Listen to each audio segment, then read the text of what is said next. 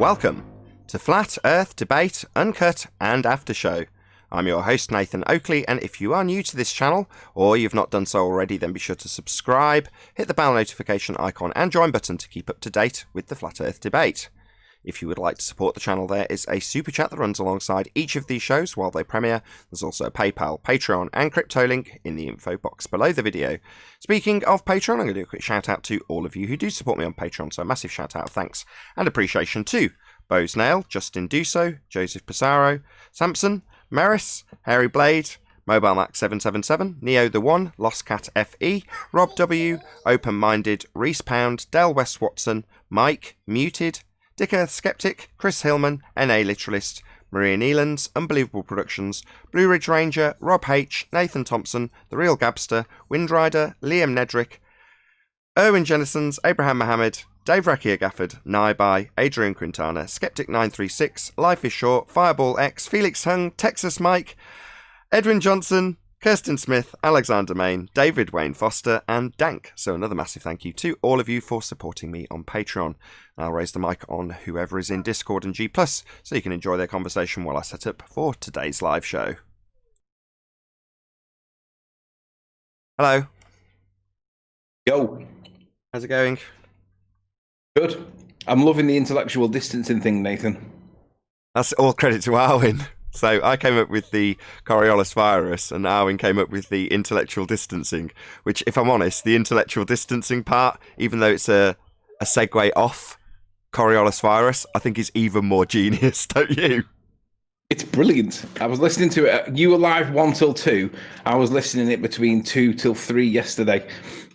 Might have been 3 till 4. Which I can't remember which way around. It was just after. I wasn't quite live. I was just after it. It might have been even on DVR. Because I started listening to it, lost signal because I went rural, and then picked it back up again after I'd been to the hospital with the missus. And then I was listening to the end of the show, but you'd finished by then. Basically, I was listening to Arwin describe it, and I just thought it was ace. Yeah, so did I. I credited him at the time. I was like, that's absolutely genius. Intellectual distancing.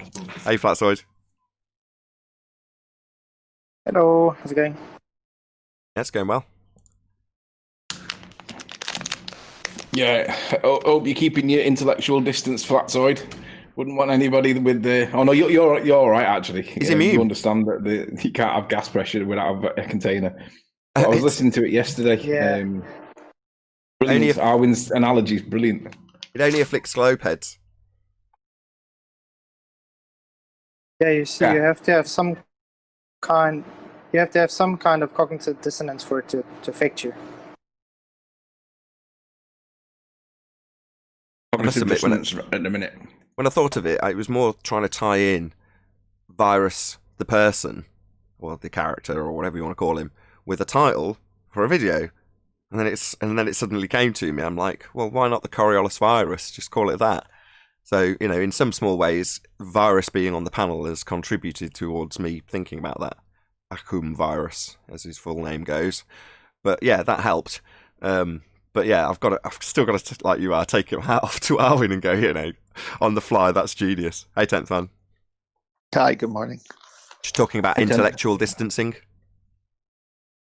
Oh yeah, that was great. Oh yeah, I was listening to it in the car yesterday. 10th, I've been in the hospital with the missus, and where the hospital is that she goes to is rural, so there's no like three. Lost it whilst I was in the grounds, and then caught it back up again as I came away from it, and I was on the way home, and I was just laughing. It's brilliant. It was. We had a good laugh in the after show about it too. Nathan, how are you doing the shows now? Do you not put them straight back up again on your 1980 channel, or do you? So they go out live, and then once the after show is finished, in other words, as soon as I can do administrative tasks, I unlist the live show, and it gets re-released once it's been approved by YouTube, because for some reason now they screen all live shows. So fine, I'll just delist it for 12 hours, which is what I do. So, but DVR works still, right? You're allowing DVR to work. Yeah, so generally speaking, after the live show finishes, there's going to be at least 40 minutes, approximately, that I'm not going to delist it. So it is unlisted, but it's not unavailable, if that makes sense. as opposed to once I schedule it, you can't find it at all because it's scheduled, and then it will appear in the listings at 2 a.m, 12 hours after it's gone out. So that's what I do. Basically, yesterday, if you didn't have a DVR enabled so that we could go back, when I went to the hospital, I wouldn't have been able to listen to the rest of the show. Not till midnight or 2 a.m, no. You keep cutting out, by the way. I don't know if you're just far away from your mic and it's gated too heavily.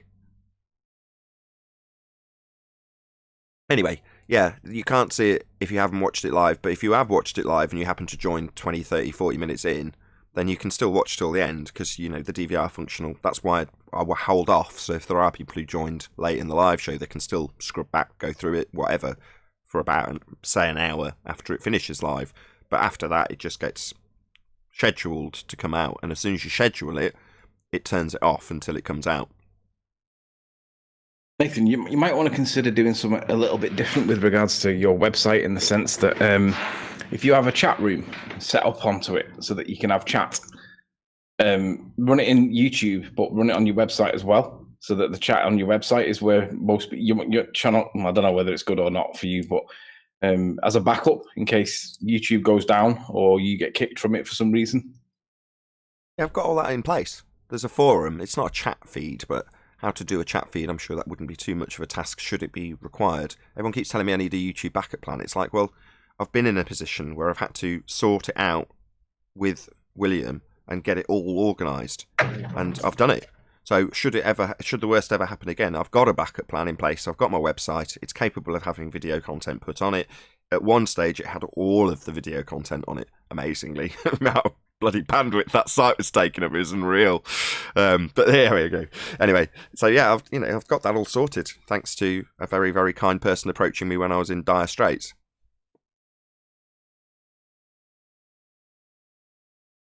The gas pressure argument without a container, probably the easiest one and the strongest one that they've got against them. They can't accept the gas pressure exists. They want to talk about the gradients always, never the gas pressure existence in the first place. I just love it. Yeah, and they've got their gradiated layers without any separation between their gradiated layers, haven't they? I can't remember who it was. I think it was John in the Discord server pointed it out to me the other day. It's like, yeah, but if you look at one of their diagrams, they've literally layered it up, right? And it's the pressure of one pressing on the one below. Not that gas behaves that way, but that's how they've got it all layered up. Homogeneous layers. And you're like, what the hell? Suddenly it dawned on me, yeah, I've argued with George Nathan Oakley about exactly that, right? He's got one of those layers. Was it the troposphere, or I forget which one he used. Come to me. Anyway, the point is he's got one of these imaginary barriers, basically. Which one was it? Yeah, it's atmospheric law that they want to push, but it's barometric law where they have those layers, and they presuppose gravity in it. Right. Yeah, atmosphere, just a way of begging the question that air behaves how they want it to behave on a sphere-shaped model. Yeah, they just ignore the gas, ignore that it's comprised of that gas, and ignore the natural laws that actually dictate how the gas moves. I think what's actually happening in their head when they talk about space, even though they're in a vacuum, the strongest. I mean, if you look at the vacuum where they've had tests done in it, and they put, the people that have failed in it, like burnt his tongue started burning and all that. In their head, when we're talking about the vacuum of deep space, they're still thinking of that's just outside. So they conflate the 14.7 psi that we're in with the vacuum of space in their head because it's not connected. So they think that space is the same as the 14.7 psi. They don't realize or refuse to acknowledge that the differential between the two is gargantuan. They think that that's the same all the way up to space. They think space is what we're breathing right now. That's literally how they can't understand or comprehend the point we're pointing out. They think space is 14.7 psi. If you can look past the doublespeak, there's often many a true word coming out of Rumpus's mouth. In this instance, when he said the second law of thermodynamics doesn't apply to the Earth. Well, when he says the Earth, what does he mean by the Earth? He means the model. So therefore, when he says the second law of thermodynamics does not apply, he's being very literal. It doesn't apply to their Earth model.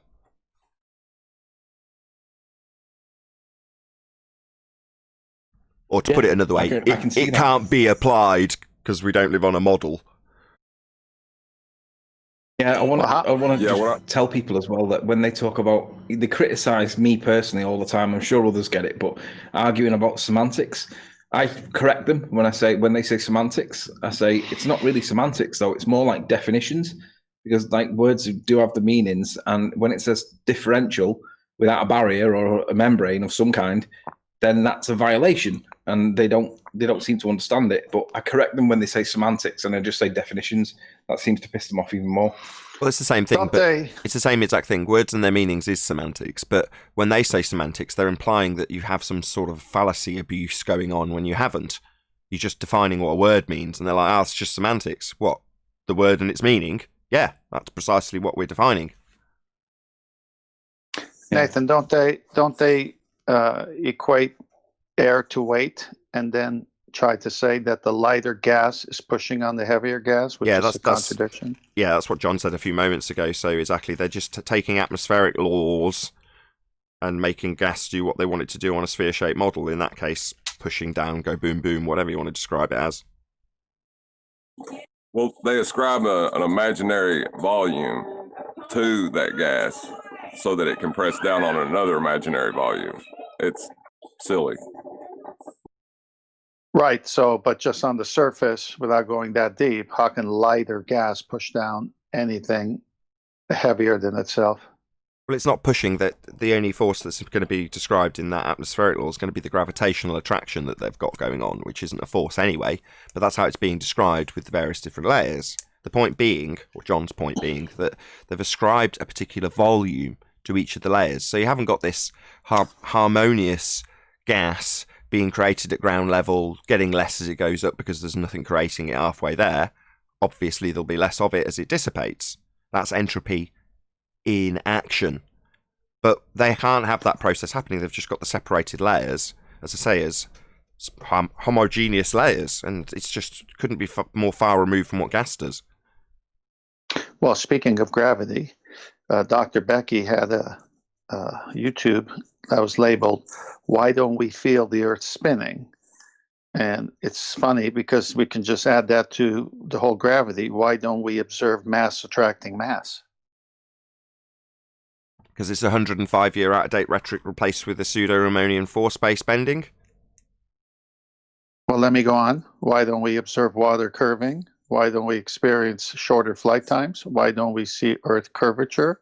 We can put the why don'ts in front of a lot of things. The Earth curvature only exists in the maths. The second law of thermodynamics violation that is their sky vacuum doesn't violate their second law of thermodynamics because it's not applied to their Earth. Well, my point in this is instead of putting out videos, ballers, of why we don't see, why don't you put out something that proves your point or your model? They can't put out anything saying, here's what we do see and it matches our model. They always have to come out and say why we don't have anything to match our model. Yeah, here's why we don't feel any speed changes. Here's why you wouldn't notice the Earth spinning. Here's how you wouldn't know gravity exists, but here's the maths for it. Well, Pretty silly case. all the things that I used to believe and all the things I would say to myself made sense when the horizon was geometric, when there was an R value. I'm glad you bring it up, because when Anthony says like the swiftest way to destroy them is with the gas pressure argument, they have no response. Well, yeah, prior to 2020, I'd completely agree with you, but the better argument is the black swan argument, because everything, and I do mean everything, is revolving around their R value. And without it, they've got nothing, literally nothing. You don't even need necessarily to go to the sky vacuum, because the sky vacuum has Earth as a sphere moving through it at a given rate. Well, that all starts with R as well, really. So does the distances through the astronomical values that they give the lights in the sky. That all started with the R value too, to derive the values by assuming Venus is the same size. So in other words, it's all about R. Yeah, as long as I had R, I could believe. Yeah, I totally agree. It's as long as you can justify in some small way begging the question of an R value, then you can justify it with the mathematics and the correlations, but based on the maths and the models. and you can justify it. In your own mind, you can justify it. As soon as the horizon stops being physical, you can no longer derive a tangent, you've no longer got an edge to block boats, and you've no longer got an R value. Well, that's the end of the model. Forget about space. All you need is the black swan. That said, in a slapdash, only got 30 seconds to blow someone's mind, gas pressure every time, right? Yeah, gas pressure. I mean, can you think we can all remember when we had that conversation in school, and we were talking about gravity and how the ball sucks the oceans to it in 360 degrees, all directions, all of the time. And then there's that kid that says, "What happens if? Why does the water not fall off?" And then the teacher re-explains it, and then we all understand it. Imagine that conversation was replaced with, instead of having gravity and balls and sucking and oceans, imagine that whole conversation was, this is gas pressure, this is a vacuum, the two cannot conflate next to each other, they cannot coexist next to each other. And they never mentioned gravity at all. They just literally just talked about gas pressure not having the ability to coexist alongside a vacuum without some kind of membrane. That would fundamentally rewrite everybody's brain, because they wouldn't have the conversation about gravity.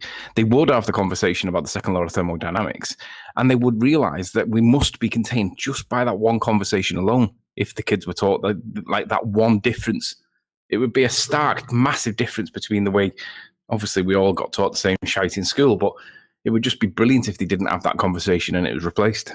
Yeah, I just don't necessarily agree based on seeing previous moon debunkings and people who have accepted that it's untenable as a position to hold, that you can travel to that light in the sky. But in those arguments, yes, they didn't have you can't have gas pressure without a container, we wouldn't be alive if they travelled through a vacuum, etc., etc., part of the argument. But by the same token, I still saw plenty of people, Joe Rogan being one of them, who went on to justify why, well, they might have a fake space program, maybe what they're telling us about space isn't real. Well, we're still a sphere, though. You can easily still beg the question, even if you think NASA are lying about space. Yeah, but if you don't have the conversation in the first place to plant the seed that we might be living on a ball, then where would you get the planting from? Because that seed wouldn't be there then, would it? I know, I agree. From that point of view, yeah, if you don't indoctrinate someone with nonsense, then there's never an issue. If you've not been indoctrinated into whatever cult, then who cares, right? You don't need to worry about the cult and whether or not you're going to be affected by it. You've never been indoctrinated. Well, in the same respect, if everybody wasn't indoctrinated with the idea, the philosophy, whatever you want to call it, about being on a sphere, then no, we wouldn't be here, though, would we? No one would even be concerned about it, and occasionally someone might bring it up. Have you considered that the Earth might be a sphere shape beneath us? And people would laugh at them because it's absurd. Weird how the mind works. Like John's show yesterday. I was listening to John's show and he was saying when they show the horizon and they show the horizon as level and they make it a curve in their head, the same is true conversely. It's a curve in real world, but you've got to make that flat for them to understand that how their logic is flawed. It's like you're changing black to white or fast to slow. Curved and level are not conflatable. That's got nothing to do with the horizon. So whether or not you bend the horizon with a fisheye lens is irrelevant to whether or not it's got physicality in the first place. So that's where they want the argument. They want the argument. Flat Earther says, look, it's bent. The physical horizon. It's bending. And, the globe head. And the Flat Earther says, look, the physical horizon is flat. And it's representative of the land in its entirety. It's like, no, it's a not actual location. It's non-physical. It doesn't represent anything. It moves with the bloody weather. But arguing about whether or not that not actual location is straight or bent is where they want the argument. No. Who cares what the horizon's doing? It's a non-physical place. Non-actual. Apparent, if you will. Well, who cares what it's doing? Does it matter if it's bent? It's not an actual thing. Well, they're so confused now that they say that the Earth is a closed system, but it's got little openings for rockets to go out. That's a far cry from what they used to say, where it was an open system. On the cross-sectional area of the sphere, if you get it small enough, you can make it appear to be flat. that was one of the tricks I used to play on myself. Make what was appear to think be that flat? The surface appeared to be flat. The horizon created by the basketballing the example to appear to be flat. What's appearing to be flat? Yes. The ball you're using in the example to reify the horizon.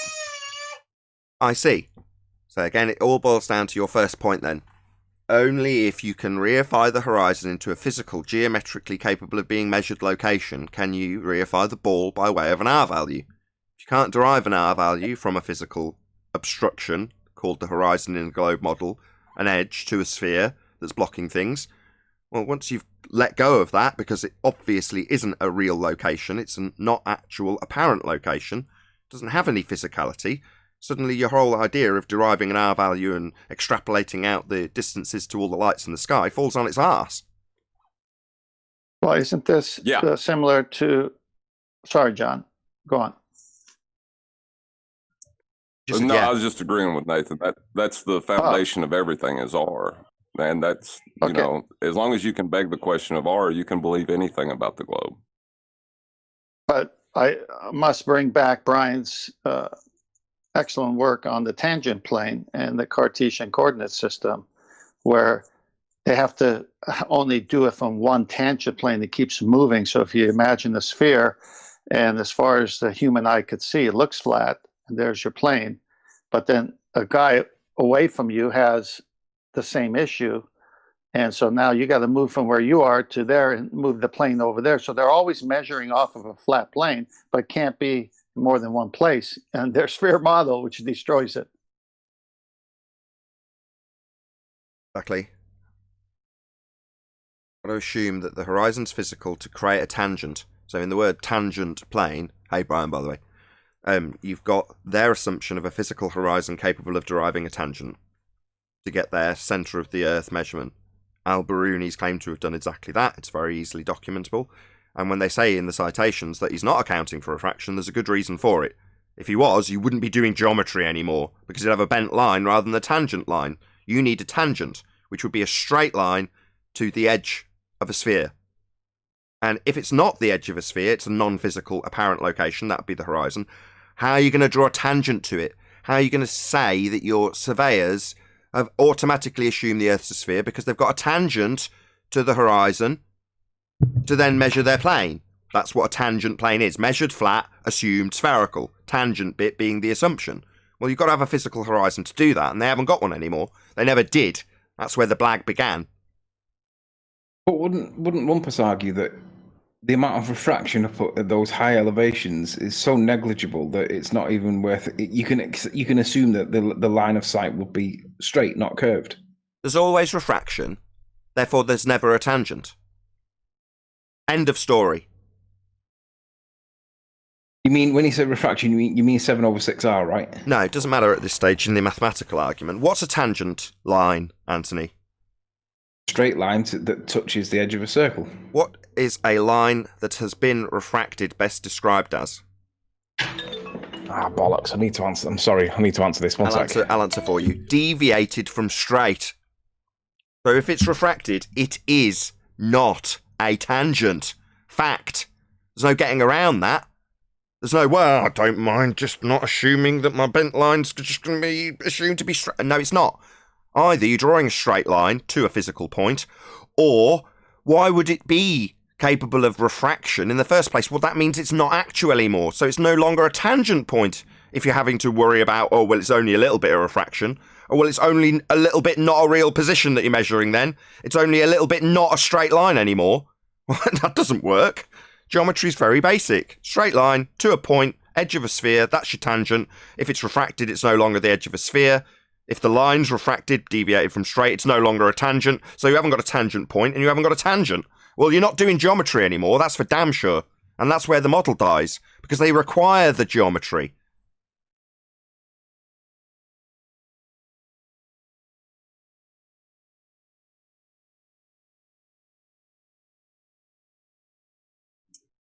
I remember when I used to listen to your show. Precisely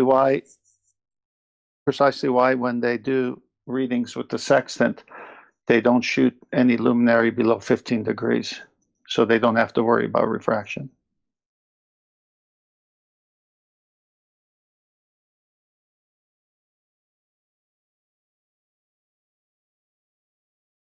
Globe died the moment they said they couldn't see a geometric horizon, because that's what they're claiming. They're claiming it's a geometric horizon. That's the necessity that their Earth curve claim comes with. And as soon as they say it isn't that, well, it's not your Earth curve anymore then. It's not geometric anymore then. Doesn't matter how much they say, well, it's a little bit geometric. No, it's not. Refracted doesn't mean straight. A little bit geometric, a little bit of matter gets out, a little bit closed, a little bit open. Listen, they're just scrambling.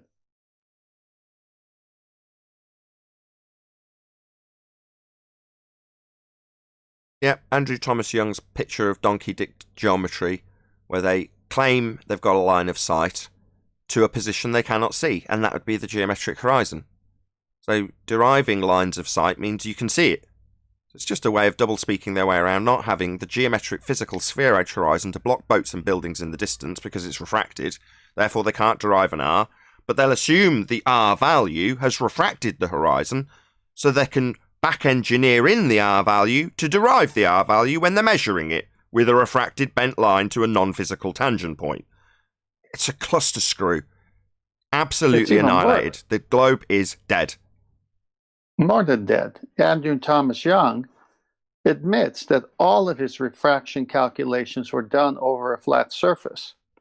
But if you want to make it work on a globe, we have to take geometric considerations.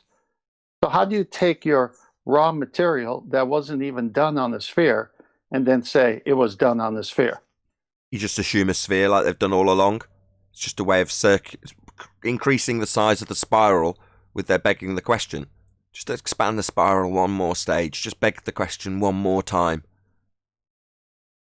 Not good enough to just assume Earth's a sphere and they can derive a tangent point for it. When you point out you can't and they've got a non-physical location, they say, well, we assume the sphere that we're assuming bends the light at the rate of the sphere to move the tangent point so we can measure it with a straight line that isn't straight. It's actually bent and we can't see the point we're measuring. And that's all good because it's only a little bit of refraction. It's only a little bit non-geometric when we take our geometric measurement. That's their argument. It's absolutely pathetic. This is why I don't lose much sleep over this subject. And I'm sure they do. Because that's going to leave you twitching if you're a globehead. The "in are you trust" thing was when you used to say that before the Black Swan, before I kind of figured out what the arguments actually were. That used to make me so mad. I was like, I'm not trusting in anything, you know? Like, I thought it was real. I really thought it was real. Yeah, we already know we're on a sphere. Hear them cry. What? So what you're saying is, because you automatically assume your cult following is correct, you're going to beg the question in your example, and your justification for the logical fallacy is that you already know, i.e. the definition of the fallacy, to beg the question, to assume one's outcome, to already know you know, before you've done anything or made an example. Well, they say, well, because I already know, that justifies my begging the question fallacy. And so it went on until 2020. We had to get right in there, work our way through their actual claim, utilising their assumption of a sphere and an R value to derive their physical horizon and smash it to in the middle of next week.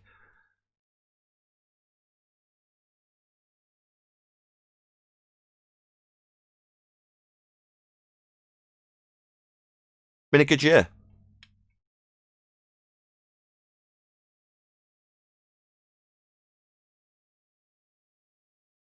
Maybe they could have done with something extremely distracting. What do you reckon? It's 2020 for anyone watching this after the fact. Is nobody replying because they think I'm going to start a live show any second? That one, nobody's responding. Yeah, that's what I thought you were doing. Fair enough. I'm actually going to start the show now, so...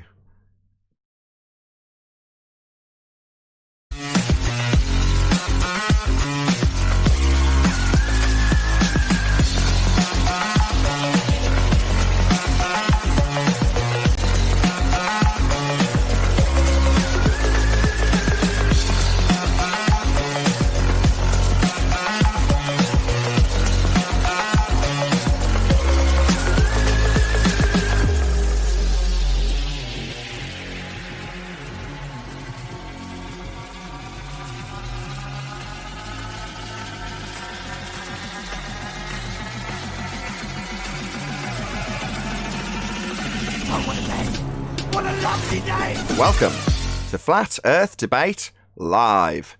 I'm your host, Nathan Oakley, and if you are new to this channel, or you've not done so already, then be sure to subscribe, hit the bell notification icon and join button to keep up to date with the Flat Earth Debate.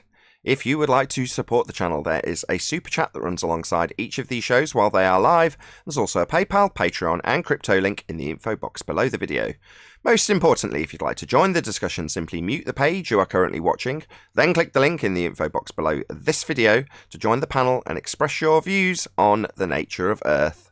If you do join, please don't swear. If you do, you'll be ejected, and if you are, please don't try to rejoin the stream using sock accounts. You'll be warmly welcomed back on the next stream. Please also share the show on social media. Sharing the show obviously increases the live audience, but this in turn increases the chances of a more diverse panel. So please share the show on Facebook and Twitter. One last time, if you're new to the channel or you've not done so already, then be sure to subscribe, hit the bell notification icon and join button to keep up to date with the Flat Earth Debate. Now we are joined by Sleeping Warrior, 10th Man, Brian's Logic, and I believe Flatzoid lurking around somewhere, together with a whole bunch of people in Discord. So welcome one and all. Good afternoon. Well, that was about the least enthusiastic welcome I've ever given to anybody on the show. So thank you for saying something, Ryan. Has everyone disappeared from G+, or is there an issue?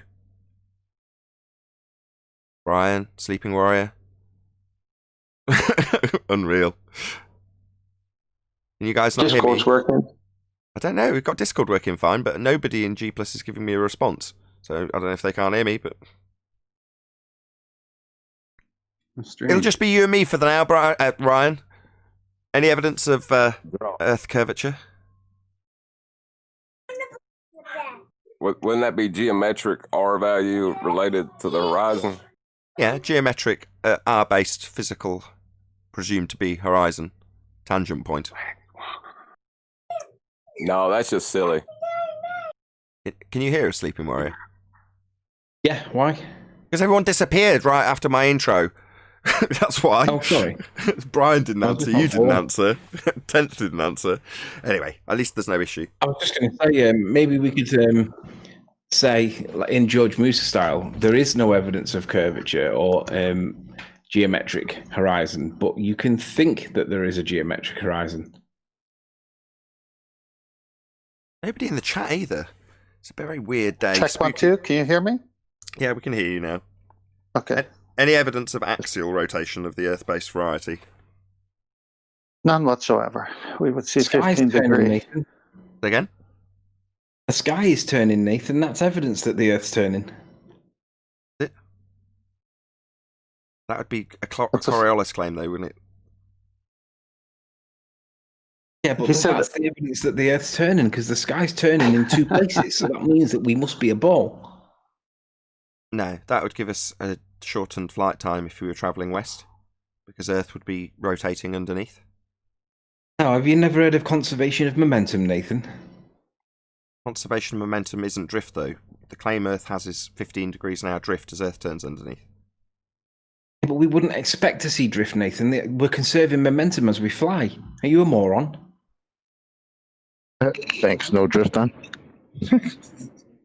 Yes, of course there's no drift. We're conserving momentum.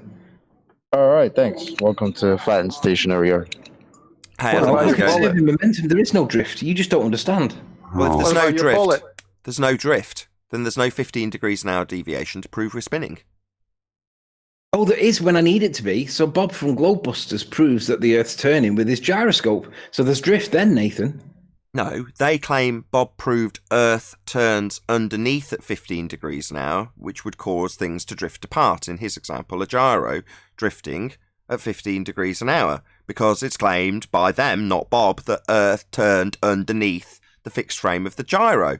Well, if Earth turns underneath pendulums and gyros and footballs and bullets, it turns underneath drones and hot air balloons and helicopters and aeroplanes, and that would shorten flight times when travelling west. I see, but it's very convenient for me to argue that Earth's turning, and Bob proves it with his gyroscope, and then ignore the fact that the planes don't turn they don't show the drift. So I'm going to argue it both ways, Nathan, because it suits my argument. It doesn't suit your argument. It's just a contradiction in terms. If you're going to claim Earth turns underneath Bob's gyro at 15 degrees an hour, not that it's Bob's gyro anyway, but nevertheless they call it Bob's gyro, then you've also got Earth turning underneath to move the sun. That would be the same apparent 15 degree an hour deflection as you turn underneath the sun. It's the same exact claim. Well, therefore you've got Earth turning underneath.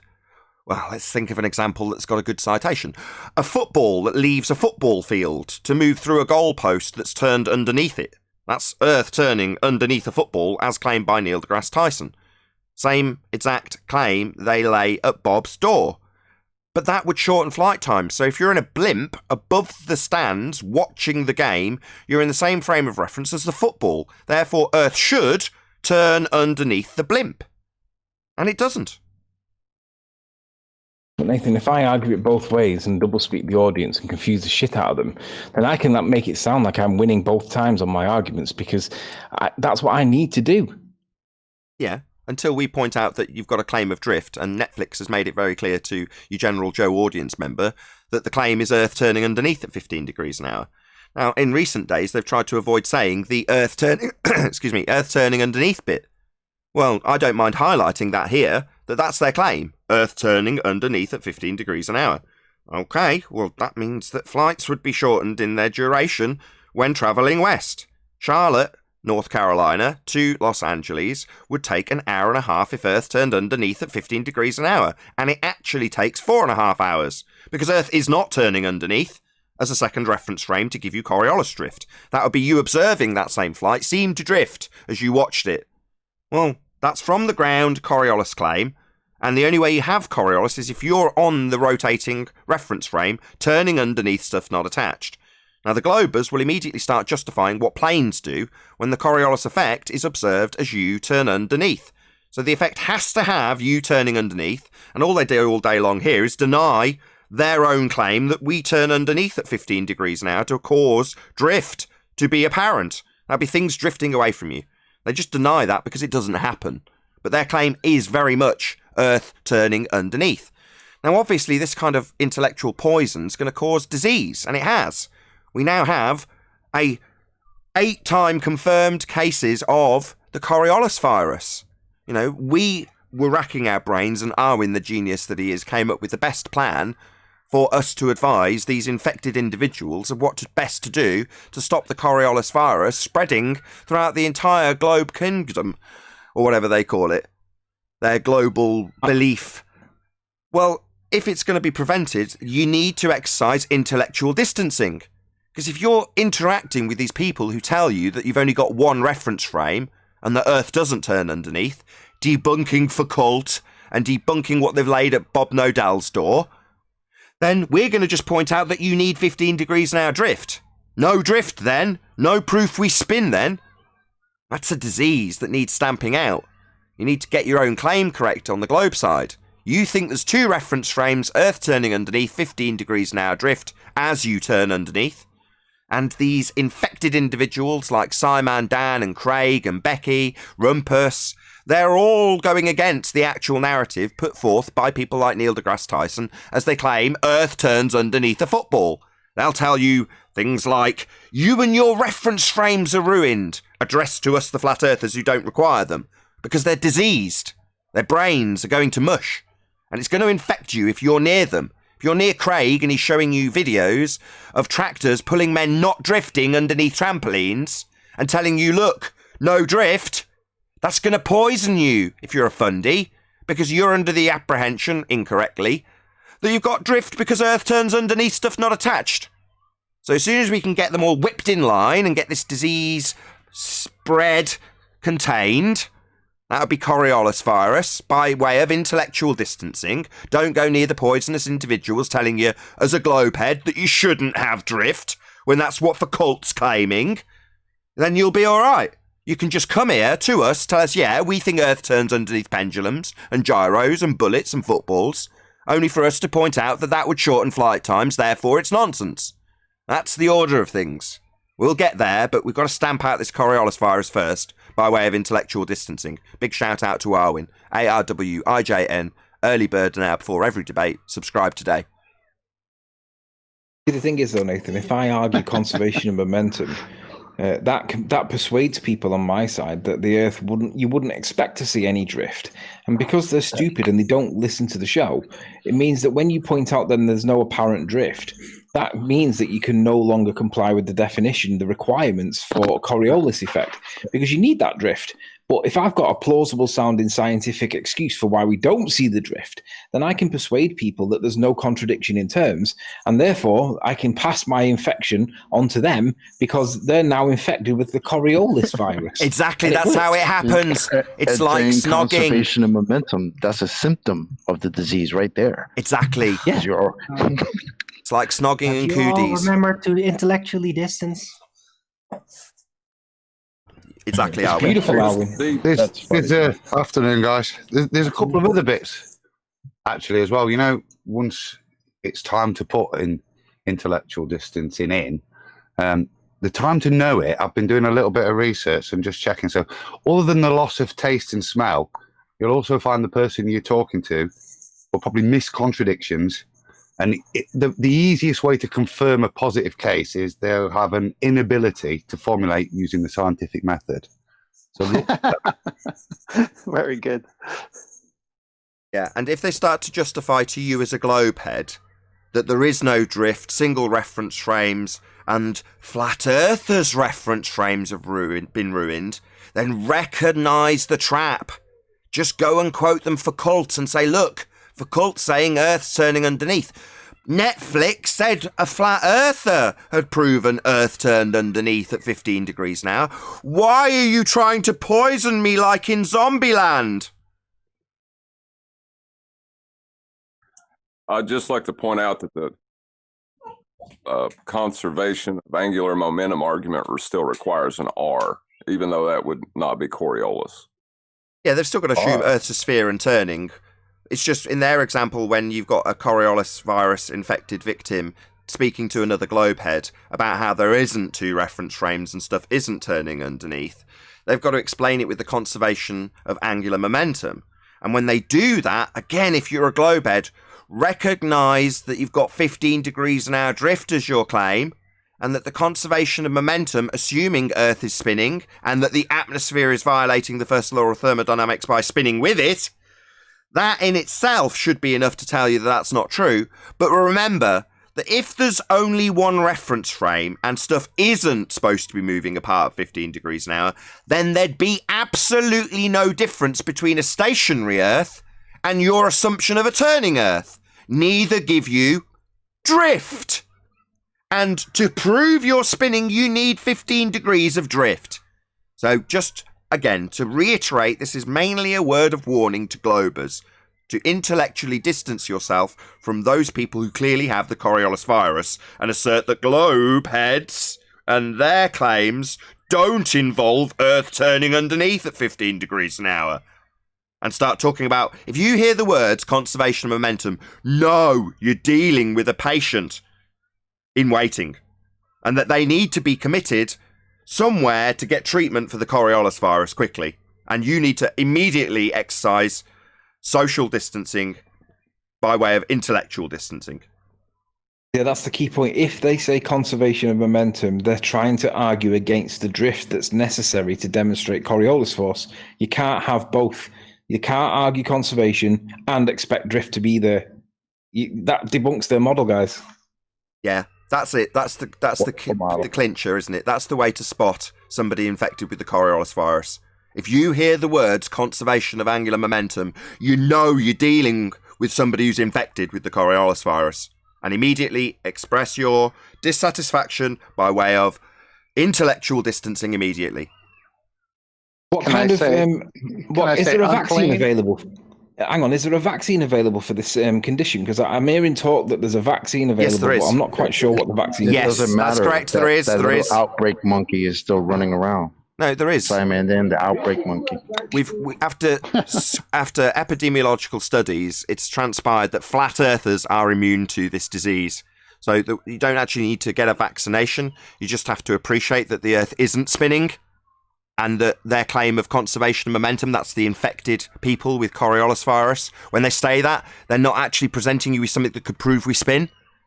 And when they tell you that flat earthers' reference frames are ruined, just see it as what it is. It's the Coriolis virus manifesting itself verbally. Intellectually distance yourself from that person immediately. Side effects may include critically thinking, common sense, things like that. Oh, of becoming a flat earther? Oh, yes, yes. Globers asking flat earthers to explain their globe claims has to become the new normal. Yeah, it does. Well, how would you get there to be adrift on a turning Earth and spinning? You say Earth turns underneath. It's like, no, that's clarifying your claim. That's been the new normal for a while, though. Like we've been asked this year, why would we expect to see the geometric horizon, aka curve of the Earth? Well, what's interesting is that. Well, let me finish. What's interesting is that they want to believe that space-time bending causes an effect called gravity, right? But they don't want to assign any effect to a physical Earth turning. Yeah, see Dr. Becky saying, there's nothing to see here. You wouldn't even know. Couldn't detect it. There's nothing to see. Imagine being in that position, like having to argue for the existence of something that would be self-evident and obvious, right? But in order to argue for that thing to exist, you have to argue how it doesn't exist. No, you don't have to argue for it at all. No. You don't need to argue it at all, because where are you going to be arguing, and who are you going to be arguing with if you're a globehead? Well, you're going to be arguing with flat earthers. In which case, don't concern yourself with the argument. Concern yourself with gaining the trust of the person that's left the cult. That's what you need to do. Yeah. How's that working out, guys? Dr. Becky's a great example of how delirium sets in if you are infected with this virus. I've seen she's popped up on 60 symbols yesterday. I put it in Master B with a title, a real scientific title, Burping Black Holes. That's the new explanation from a professor that the way in which black holes form now is basically the universe burps supermassive black holes. This is the level of delirium these people descend to hold their paradigm together. It's worrying. Listen, I saw her put a post up about how she was giving a speech on how black holes affect matter in space. And I asked her what observed phenomenon and what was the hypothesis. I asked her what was it. Obviously, I got no response, but I got a load of ball earther trolls hating on me because I'm pointing out that she's pseudoscience because I did a hashtag pseudoscience. But I mean, it's so easy to trigger these people, especially Dr. Becky, because all of her work is theoretical physics. None of it's got any scientific credibility to it. Yet she's got a PhD in it. People just look up to her and fawn over it. It's embarrassing. Even 10 fawns over her. Hold on, guys. Let's have a quick listen to what she's got to say. You add more mass to the black hole. But there's also a link between the size of the black hole and the middle part of a galaxy. So if you picture a galaxy, it's got that sort of disc shape, and then it's got this center. Ugh, God, I can't stand her. Wow, that's crap. Sorry, I got distracted. Now, you might have thought, well, that would have been a really obvious thing to do. But they're very, very rare, these galaxies. We first... Oh, right. This is very rare. Oh, thanks, Becky. To be fair, though, she has upped the game in like improved the standards of ball earthers, because all the ball earther females generally are pretty ugly. But on our side, oh my God! Shut up! Someone kick him out. Ad hom. Or ad fem. I just don't know how you can say the universe is belching. I don't get that. It doesn't bother me what gender she is. It doesn't bother me about anything about her. If she's ugly, good looking, it doesn't make any difference. What does matter is when she starts telling her own side that there's nothing to see here when it comes to detecting the Earth turn that we're supposed to have, demonstrated by their side with a 15 degrees now turn of the Earth that would shorten flight times. That's a problem. Maybe she needs to schedule an interview with Smoking the Grass Tyson. Yeah, well, that's the video. To talk about it. That's the video I put up. So the title of the video, thanks to 10th Man to the title, was Dr. Becky versus Neil deGrasse Tyson. You know, the fight that stopped the Earth turning. Because that's what it is. Becky saying nothing to see here. deGrasse Tyson saying, I saw an effect of the turn of the Earth with my own eyes. Did you say the fight for the Earth turning? Battle for the Earth turn. I saw it, really. No, there's nothing to see here. You wouldn't even know. That's my Dr. Becky impression. That sucks for Neil Smoker deGrasse Tyson's little quick calculation that he did to figure out that the Earth was rotated a certain way so that the football could go into the field goal. That's real nice. No, according to Becky, nothing to see here. You wouldn't even know.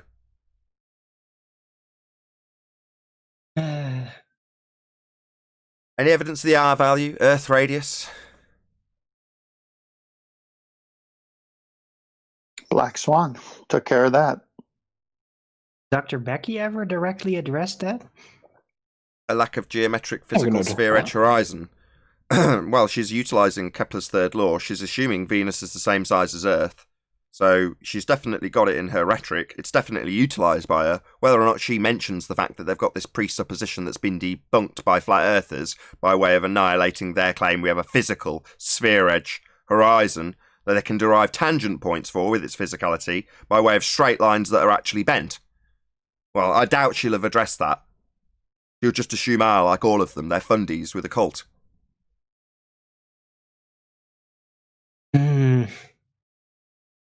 Any scientific evidence of gravity? Not from Nottingham. Scientific evidence of gravity. I think Fight the Flat Earth's current position is that he accepts it's not a force. He accepts that it's now an apparent force. Scientific evidence for an apparent force? Didn't he say when we call gravity a force, we use it colloquially? Hold on. An apparent. Yeah, that's because semantics kills their argument when you realize it's not a force. But then he went on to say the force of gravity creates the force of gravity. So yeah, he also said a closed system is an open system because if little bits of matter can get through, which it does in the Earth's case.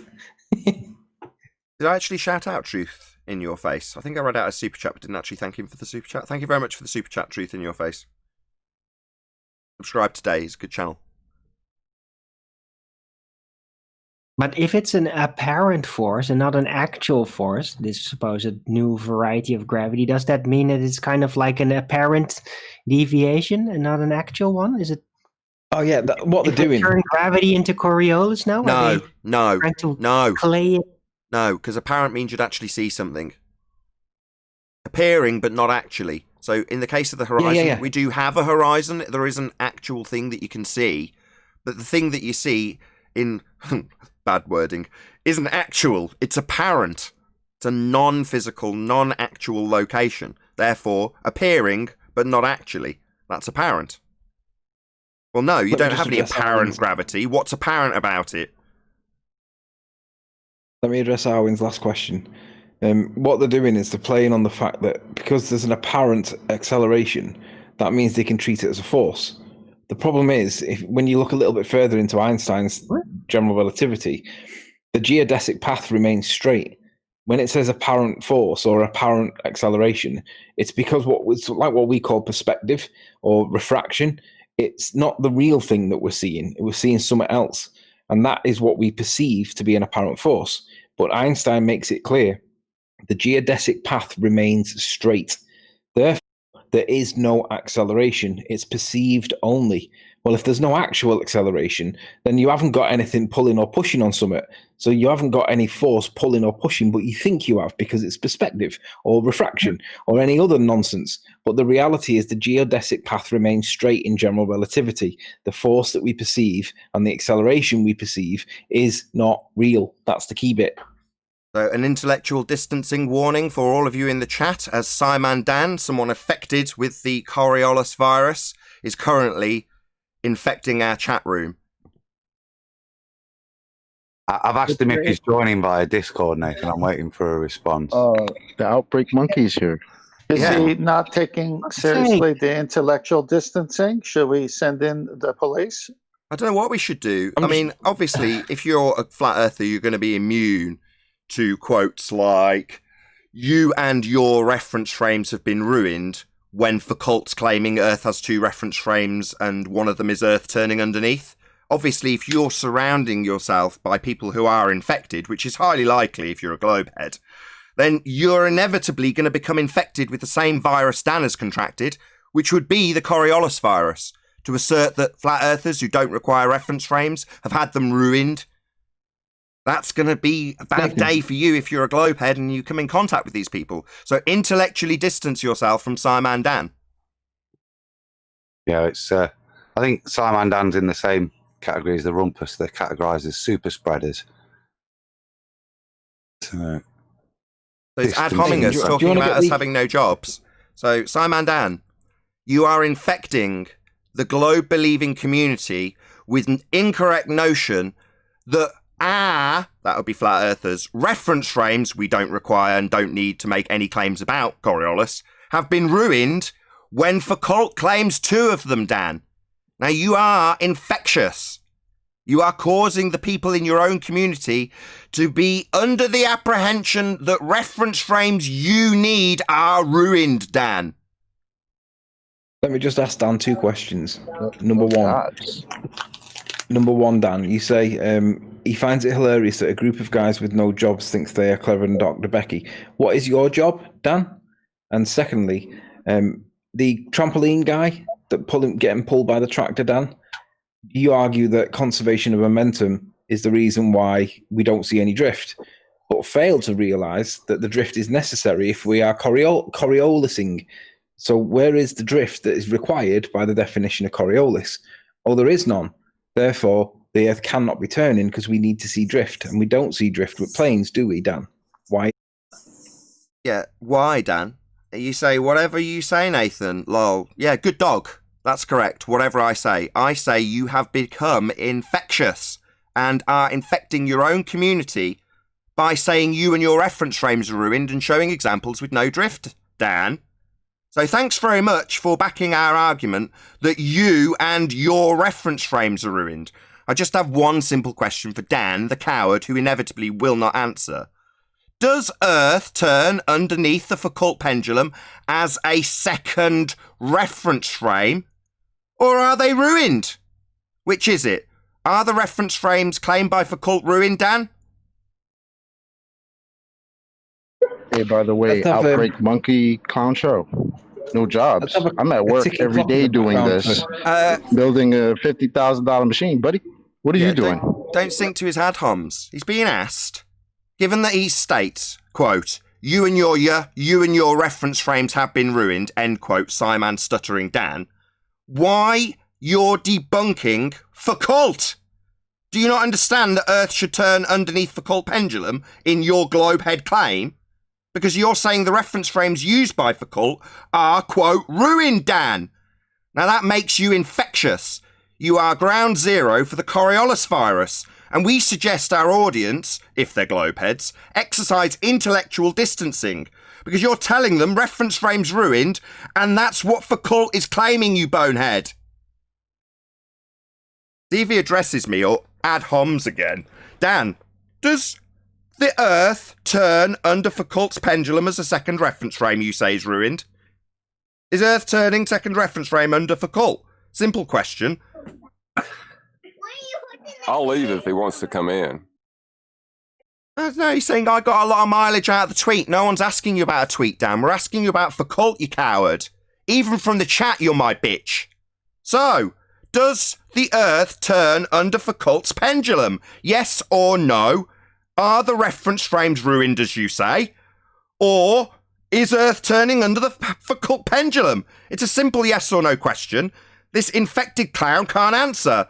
Seems to want to talk about his social media interactions on Twitter, rather than answer a direct question about his rhetoric about being on a globe and whether or not Earth turns underneath the Foucault pendulum as a second reference frame. Yes or no, Dan? Yes, Earth turns underneath the Foucault pendulum, second reference frame I say is ruined. Or no, you and your globehead reference frames are ruined. Which is it? LOL isn't an answer, Dan, you abject coward. You're getting teabagged from the chat. You don't even need to be here. You can't answer me, can you, coward? Yeah, little emojis rather than a yes or no answer to a direct question. Why aren't you defending your fundamentalist religious globe belief from the chat with a simple yes or no to a direct question? You abject coward. It's a definite another confirmatory symptom, Nathan, isn't it? Is inability to directly answer a simple question. Let's ask it again. Does Earth turn under Foucault pendulum underneath as a second reference frame, Dan? Right. Sorry, Yeah, Adam, that's Discord? because of the delirium part as a side effect. Someone in Discord wanting to add something? I heard cries from Discord. Maybe not. Can anybody hear me? Yeah, we can hear you, Arwin. Okay, just checking. Arwin is ace. I wanted to expand because Adam said, oh, he's unable to answer questions. Well, maybe that's like the compounded toxicity that comes with the Coriolis virus, because that's what it happens. So they get like a delirium and they are no longer able to answer straightforward questions. So that's like aggravated symptoms of the Coriolis virus once you really get the infection deeply. So you could consider it like a fever, as it were. Fever phase. That's all right. We're building up a good case there, Arwin, of clinical symptoms which will confirm diagnosis. Hold on. Anyway, I'm off. Have a great day, guys. So you're not going to answer a direct question that is a globe claim? Are you so moronic that you don't understand that you've ruined your own reference frames that are claimed by Foucault, Dan? Don't want to address that, just going to toddle away like an abject coward having not answered? Yeah, Dan, I own you. You're living here, not the other way round. I'm rent-free in your head, mate. While you tell me that you're going to toddle off and have a good day, I doubt it, given you haven't answered a direct question, that you and your reference frames are ruined and Foucault's been claiming them. Sorry, did I ask you a question, Dan? Yeah, I absolutely did. I asked you about your reference frames claimed by Foucault that you say are ruined. That's going to be pretty troubling. I'd run away quick sharp without answering a simple yes or no question about whether or not the second reference frame Foucault is claiming rotates underneath to cause drift. Given that you and your reference frames are ruined, I'd run away too, you abject coward. Just ask it directly again. And just for the chat as well, this is like as strong as gas. Gravity is not a force point, because if he can't answer the question because he's in a contradiction. If he answers it one way, he's screwed. If he answers it the other way, he's screwed. Yeah, pick your poison, Dan. What's wrong with you? You don't want to... Didn't catch it. Apologies. What's the question? So you're specifically asking for the question, Dan? No problem.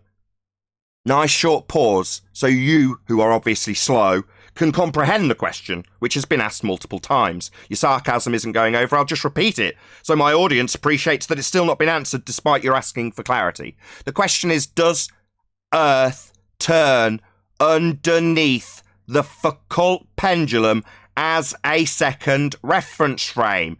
Yes or no? Then I'll go on to quote, you and your reference frames are ruined if you say yes, given that you're under the misapprehension I've got reference frames to debunk, when Foucault is claiming them on the side of the globe, and you're debunking them, you abject moron.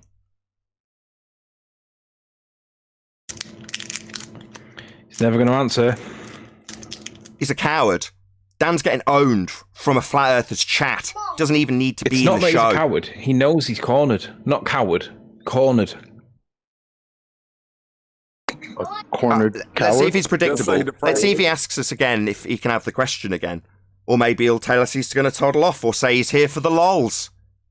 He's got a very limited repertoire of responses. Just gone silent, it seems. Doesn't want to answer the, sixth repetition of the same question that's been debunked by him. Yeah, I'd hang around here to see if you're being talked about too if I were you, Dan. If I'd fucked up so badly that I'd said words to the effect of, my claim that Earth is turning underneath at 15 degrees an hour is debunked, which is what you've done, I'd be utterly embarrassed.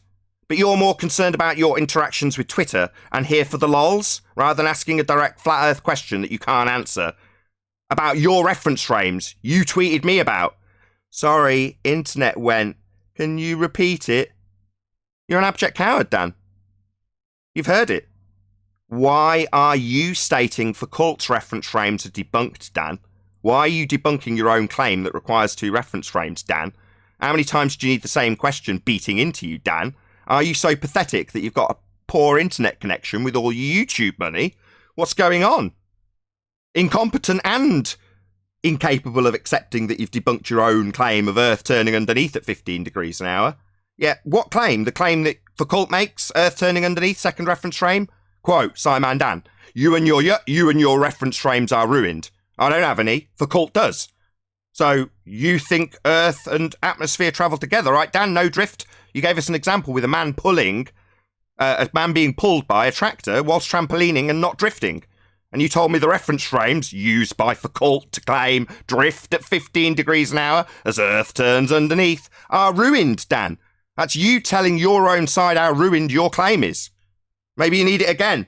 Maybe your internet connection went bad. Maybe you're an abject coward getting teabagged repeatedly. Stick around, my friend. Notice how it's all gone silent? Everyone just wants to listen to me teabagging you repeatedly, asking you one question about you and your reference frames you have ruined. Is it Michael Foucault? Is that an ad hom against Anthony rather than an address to the question? So desperately trying to flap around and change the question onto an ad hominem against Anthony? You're talking to me, Dan. Talking to me about you and your reference frames claimed by Foucault with a 15 degrees an hour drift you've debunked. Yeah? You're now our virus monkey? You're ground zero for this problem? For the globe? Yeah, you are the Coriolis virus, Dan. That's another symptom. Feeble attempt at distraction. Yeah, I thought you were the man. That's 4. No, this is not answering the question, guys. This is literally what he's got to do because he knows that no matter which way he answers it, he's knackered. I need to take the man out of SciManDan because you definitely are not the man, apparently. That's terrible. Sci-fi, Dan. Yeah. This is terrible, man. I thought you were that guy. Come on, chat. Everybody in chat needs to ask SciManDan the question: does the Earth spin under the pendulum or not? Yeah, ask Dan from the chat. See if you can respond to a multitude of people asking him the same question about you and your reference frames being ruined, given that they're being claimed by Foucault.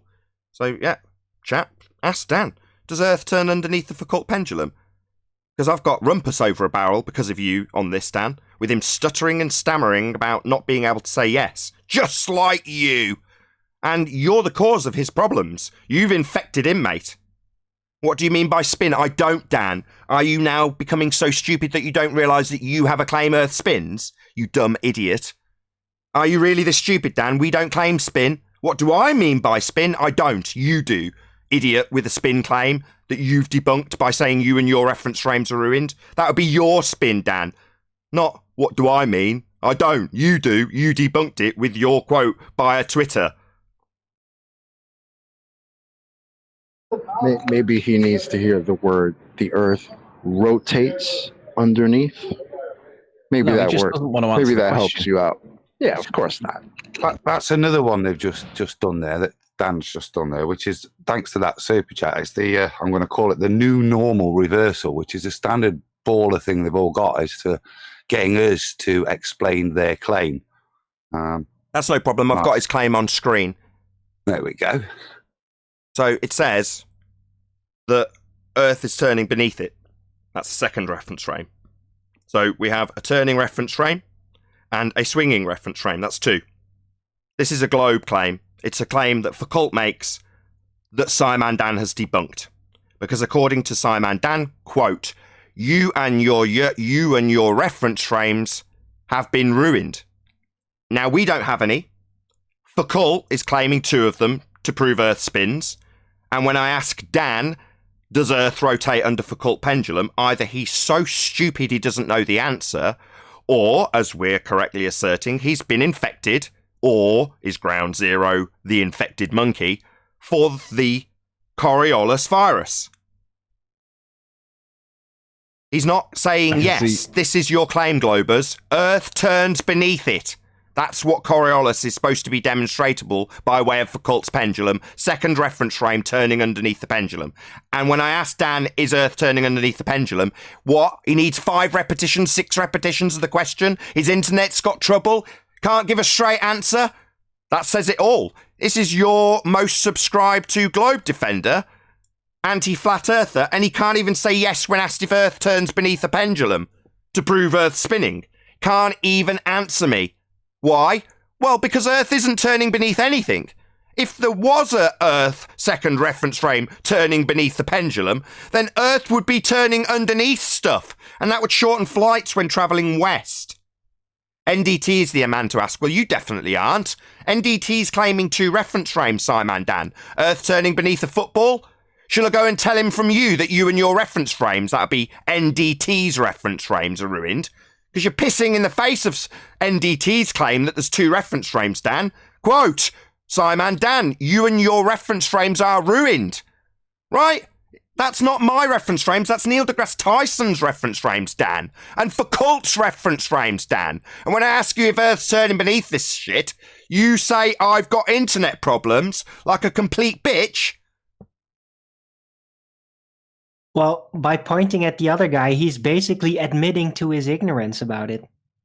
Yeah, why people subscribe to SciManDan? He hasn't got the vaguest clue. Defer to bloody Neil deGrasse Tyson, eh, Dan? Why are you making videos about this stuff if all you can do is refer to Neil deGrasse Tyson, appeal to authority when you're challenged by a flat earther? It's absolutely pathetic.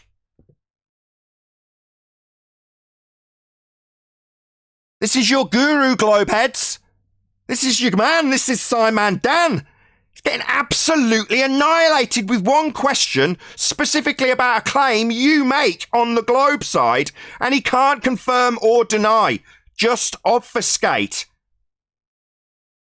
He told me to tell you to speak to him, did he, Dan? Got a direct bat line?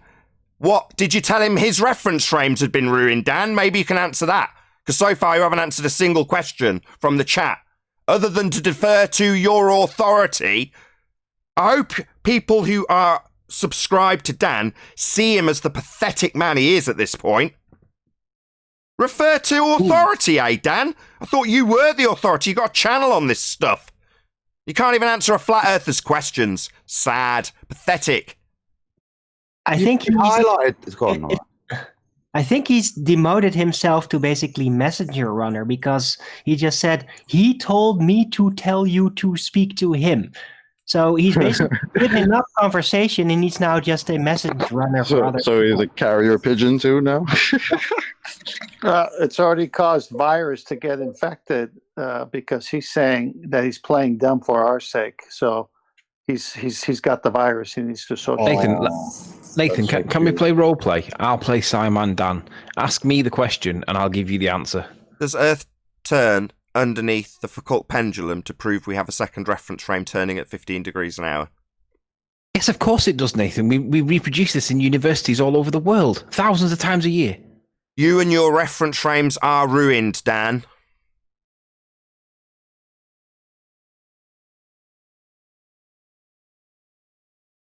Oh, that was a short conversation. This is pathetic, Dan. Seriously. Like, if I was a Globe, I'd be laughing at you hard right now. It's ridiculous. Just read out Red Pill's comment. At SciManDan, quote, refer to authority, aka I'm too dumb to understand. I just regurgitate. Yeah, he's basically saying, he's disclaiming his level of bitch in our comment section. I'm just NDT's bitch. He's told me what to say and I'm saying it. Him and I are really tight. No, you're claiming you're his bitch. And you don't even understand his rhetoric. He's got 2 reference frames, an Earth turning underneath a football. You're telling flat earthers that their reference frames they don't claim are ruined, Dan. And the only one with claims of reference frames turning underneath stuff is you and Neil deGrasse Tyson, while you simultaneously debunk them, you idiot. It's a tough subject, is it, Dan? Yeah, you're damn right it is if you're a complete mong, which you are. You haven't got the vaguest clue. Otherwise, you wouldn't be going around debunking reference frames, you abject moron. But he says it's a tough subject, but we understand the subject. It's tough for him because he can't respond. Do you not get that, Dan? The audience gets it, Chocolate. That's for damn sure. The audience can recognise that he's been asked repeatedly to answer a question that he's not answering. We've already got a quote from him on the subject, so he seemed to feel at one stage that he was somehow an expert on this stuff, so much so he could contradict a flat earther with his tweet saying you and your reference frames are ruined. Well, if my reference frames I don't use are ruined, and Foucault uses them, 2 of them, to claim Earth's turning underneath as 15 degrees an hour drift occurs, why would it be the case that Dan simply can't answer that? Does Earth turn underneath the pendulum, Dan?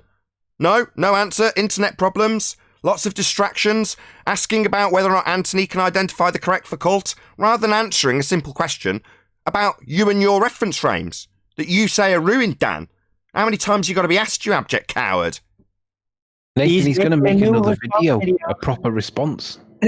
You're in chat now. This is live, Dan. You just need to say yes, in line with Neil deGrasse Tyson, so we can pummel your claim that Earth turns underneath at 15 degrees an hour, because that would shorten flight times. You'd launch a drone on the equator and Earth would turn underneath it at 15 degrees an hour, meaning it would whiz away as you spun underneath it at 1,000 miles an hour. You'd have a flight from Charlotte to LA, taking 1.5 hours instead of 4, because Earth would be turning underneath the plane at 15 degrees an hour. You'd have hot air balloons launching in the air, and Earth turning underneath them at 15 degrees an hour, and they'd land in a different country. Now, obviously Dan is disclaiming that he needs to research this a bit more, because he's an abject moron. He hasn't got the vaguest clue what Coriolis is. When he tweeted me, he didn't have the slightest idea what he was doing, and the net result of that is he's debunked his own side's claim. Yeah, go away and research this, you idiot. Dan, you won't need to research it. The actual answer to does the Earth rotate underneath a pendulum is no. It's stationary. That's correct. Earth isn't rotating underneath anything at 15 degrees an hour. The fact that Dan doesn't understand his own side's claim is irrelevant. He's stupid. But their side's claim from the high priests, which he defers to, is totally in contradiction of his tweet to me, which says you and your reference frames are ruined. No, Dan, you require them. We ruin them by pointing out it would shorten flight times if Earth was turning underneath. But you can't even claim that rhetoric because you don't understand it. You need to go away and do a bit of research. Asked a direct question about a Foucault claim that we can put on screen instantly, you can't even give a yes or no answer. But what you can do is tweet about how the reference frames used in that example are ruined, right, Dan? Give me a week or 2, right, Dan? Yeah, you'll need longer. I'm over here laughing that he said it's a tough subject. Meanwhile, he thinks he's the man at this. Why are you making videos on Coriolis effect if you need a week or 2 to look it up? You've already published your nonsense. You're already getting teabagged by flat earthers. What, now you've published several videos on the subject? You need to go away and research it, do you? That's what it takes, is it, Dan?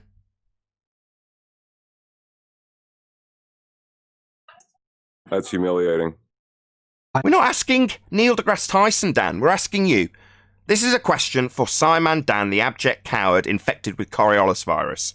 Does Earth turn underneath the Foucault pendulum as a second reference frame? He says it takes ages for NDT to come back at him. I thought you were close buddies. Could it be that you're just his bitch? Dan? He's still waiting. He's waiting for the call back. To know which way to approach this argument. Bless him. Bless him. He thinks they're tight. It's just delusional. Direct line of contact with Neil deGrasse. Just delusional. Well, technically, it's an ecumenical ball matter, isn't it? So he does have to go to a high priest for clarity on the contradiction. So you'd already know. He's making videos on it. You should know. I mean, the confusing thing is he's making videos that call Neil deGrasse a liar, that Neil deGrasse's explanation was nonsense. So I'm confused as to why he'd want to go to him after he's called him out as a bullshitter. So why he's now deferring his authority to somebody else he's just opposed his opinion is even more confusing. But it gets to that. Maybe another symptom of the virus is this inability. I mean, Adam, do you think he's even aware? Hold on, chocolate. Go on, Adam. This symptom is what? It's another one, isn't it? It's symptomatic. It's the missing of the contradiction. But fundamentally, I think this is the final real stage, is where they'll come out and make blasphemous statements in denial of their high priest. That's the kind of final decider for me, where their high priest is standing up, and to keep with their rhetoric, they even have to deny the official doctrine. Right. But that's what I was just going to ask you. Do you think he's even aware that his tweet directly contradicts Smoking the Grass Tyson's claim? Do you think he's even aware of it? I think when he put it out, I don't think he did, but I think so he might be aware now. Yeah. But that's the whole point. It's the non-awareness of it, and then the continuation of the argument, supposedly argument. That is really what starts the Coriolis virus. So that's how you make it.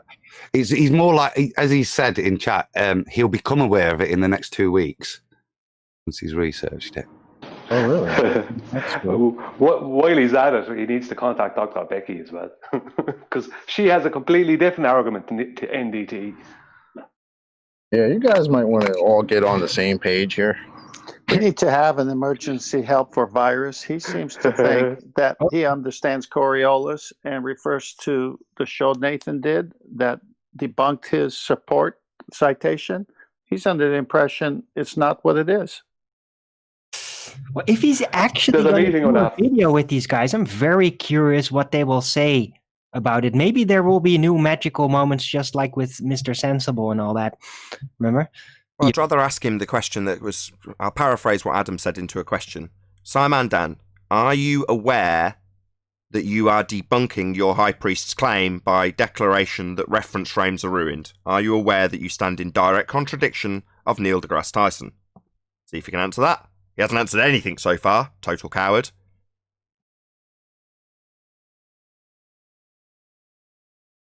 I'm very curious about that. While we're waiting for that, we'll get a couple of super chats read out. So first and foremost, James Richard, quote, "Where was thou when I laid the foundations of the earth? Declare if thou has understanding. Nobody was there, but we do know who declares they have understanding." And what a revealing it is. Thank you very much indeed for the super chat, James Richard. Also, Retro Bill, congratulations to Sean Hawkins. After SciManDan, he is no longer the bottom of the barrel. Retro Bill. I don't know. It's too cool, too soon to say that SciManDan's more stupid than Sean Hawkins.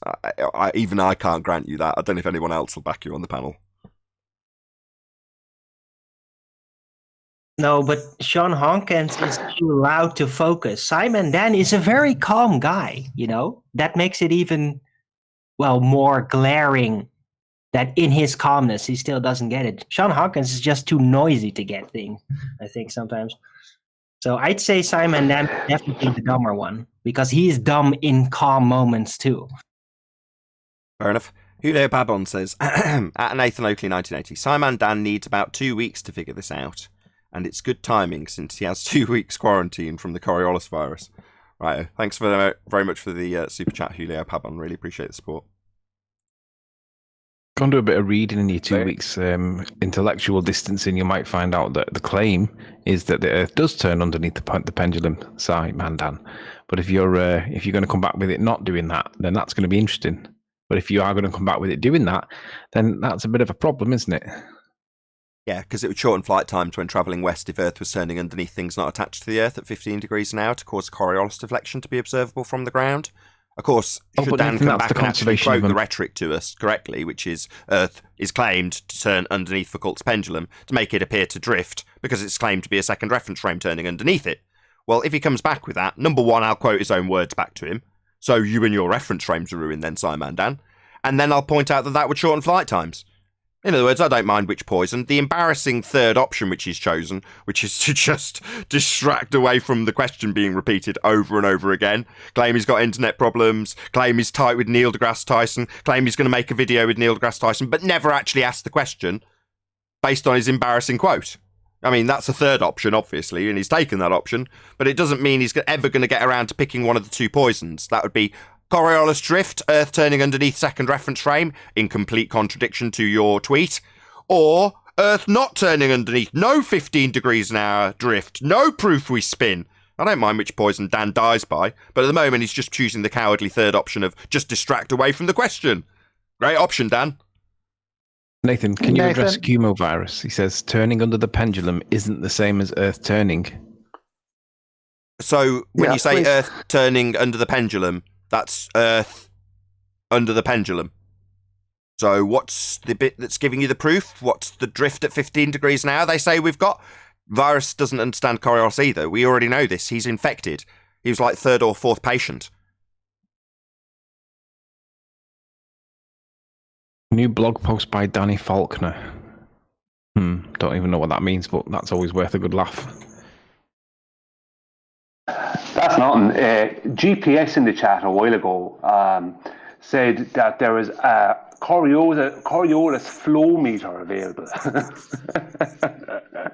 It's an optical illusion. It's a sight gag. I.e., when you see your drone drifting away on the equator 1,000 miles an hour, it's not because the drone has got motors capable of travelling 1,000 miles an hour. It's because it's claimed we turn underneath the drone, and you go, oh no, my drone's whizzing away 1,000 miles an hour. Well, that's because it's claimed Earth turns underneath. Well, nobody ever experienced that ever. But the effect is a not actual effect, i.e. the drone just goes up and hovers. The actual trajectory of the drone in this example is nowhere, it's just hovering. But the effect would be it's seeming to whiz away from you 1,000 miles an hour because it's claimed you're turning underneath as a second reference frame. What's that you say, Dan? You and your reference frames are ruined! Oh, right, well, I better let Foucault, Neil deGrasse Tyson, the snipers, and anyone else claiming we've got 2 reference frames know. Good job, Bob's off the hook now, right, Dan? I think Virus just ruined that because I just looked at the chat. He says it's still the same land. Where I lost it, damn it. Still the same land. It's actually rotating in a clockwise or counterclockwise motion. The pendulum isn't moving. So, Virus, that would be the Earth rotating then? Thanks for debunking yourself again. Yeah, so he's now confirming, as SciManDan can't, even his infected victims managed to confirm the claim that the globe makes, which is that Earth turns underneath the pendulum to cause it to drift. Because pendulums just go back and forth.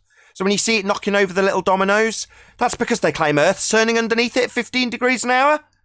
Well, that would shorten flight times. Charlotte, North Carolina to Los Angeles would take an hour and a half, rather than the 4.5 hours it actually takes because Earth is not rotating underneath anything. They're examples of bullets claiming to need deflection accounting for as Earth turns underneath them is utter nonsense. Not only does Dan even confirm this with words as follows, you and your reference frames have been ruined, end quote SciManDan, but we've also got the nonsense assertion being debunked by the fact that hot air balloons aren't landing in different countries as Earth turns underneath them. It doesn't. There is no 15 degrees an hour Earth turn. There's no turning underneath. There is no Coriolis effect on Earth. It's an absolute nonsense. And all they can do at ground level, when they're stupid like SciManDan, is to deny the tenets of their own claim. That would be Earth turning underneath at 15 degrees an hour, and tell us that our reference frames are ruined. What he actually means is, we don't see any effect of Coriolis deviation. We don't see things turning underneath. Here's an example of something not drifting. Not realising that his man, Neil deGrasse Tyson, who he's tight with, is claiming exactly that. With that, I'll say, if you are watching this on either Nathan Oakley 1980 or Nathan Oakley premiering streams, then stay tuned, as there will be an after show to follow. Unfortunately, if you are watching this live, this is where we bid you farewell. A huge, massive, enormous thank you to all of you who smashed the super chat, liked, commented, shared, subscribed, and all that good stuff. Be sure to check out nathanoakley.com and the Flat Earth Debate Forum to keep up to date with the community debate. I think there was actually one of the super chat. I'll just read that out. Oh, it's a pair of sunglasses from that flat fellow. Thank you very much indeed for the super chat. Once again, stay tuned if you're watching on either premiering stream. I've been Nathan Oakley, and I'll see you all in the next video.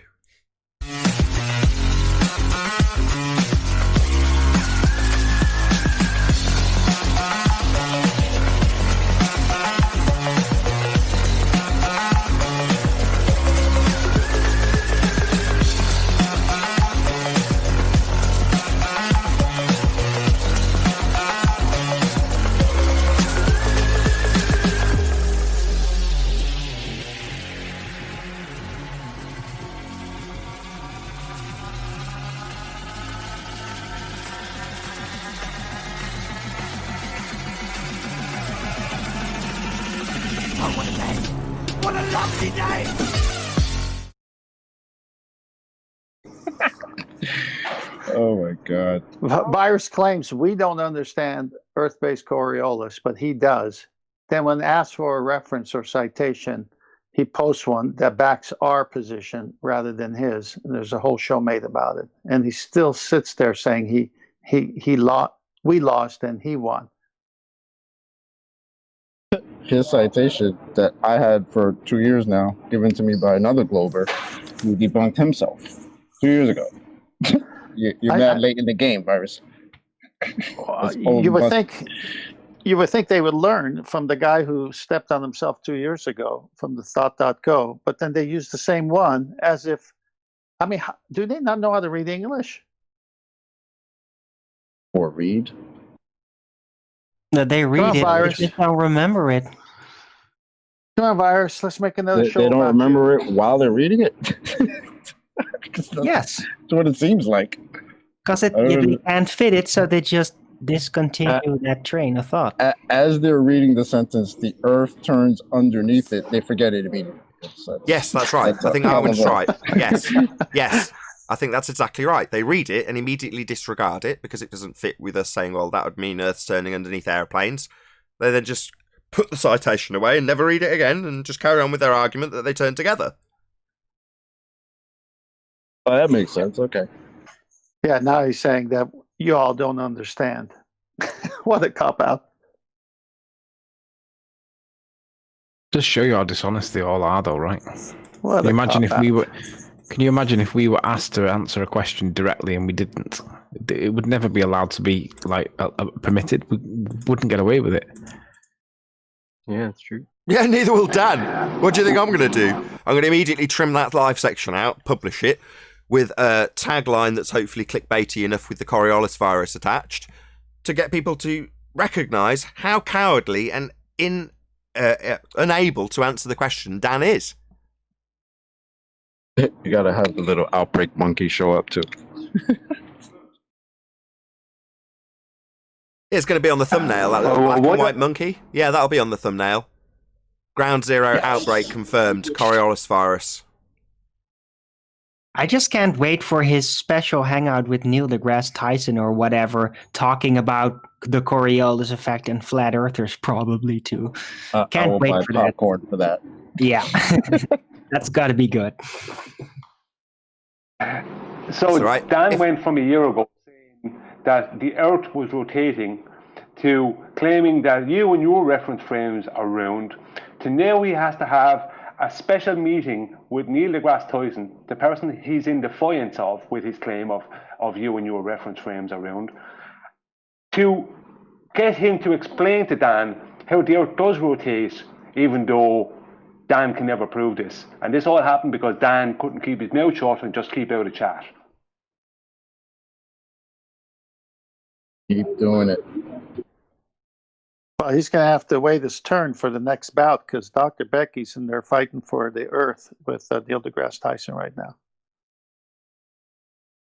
Well, she's definitely not going to show up in our chat, so I don't think we need to worry about that. Then again, you never know. Who knows? Hey QE, good show last night.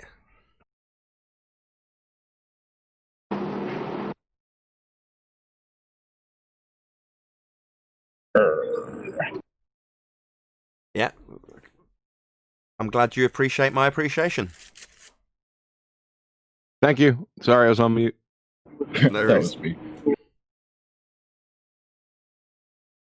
Yeah, I actually managed to get to tune in yesterday live and watch your show, which was great.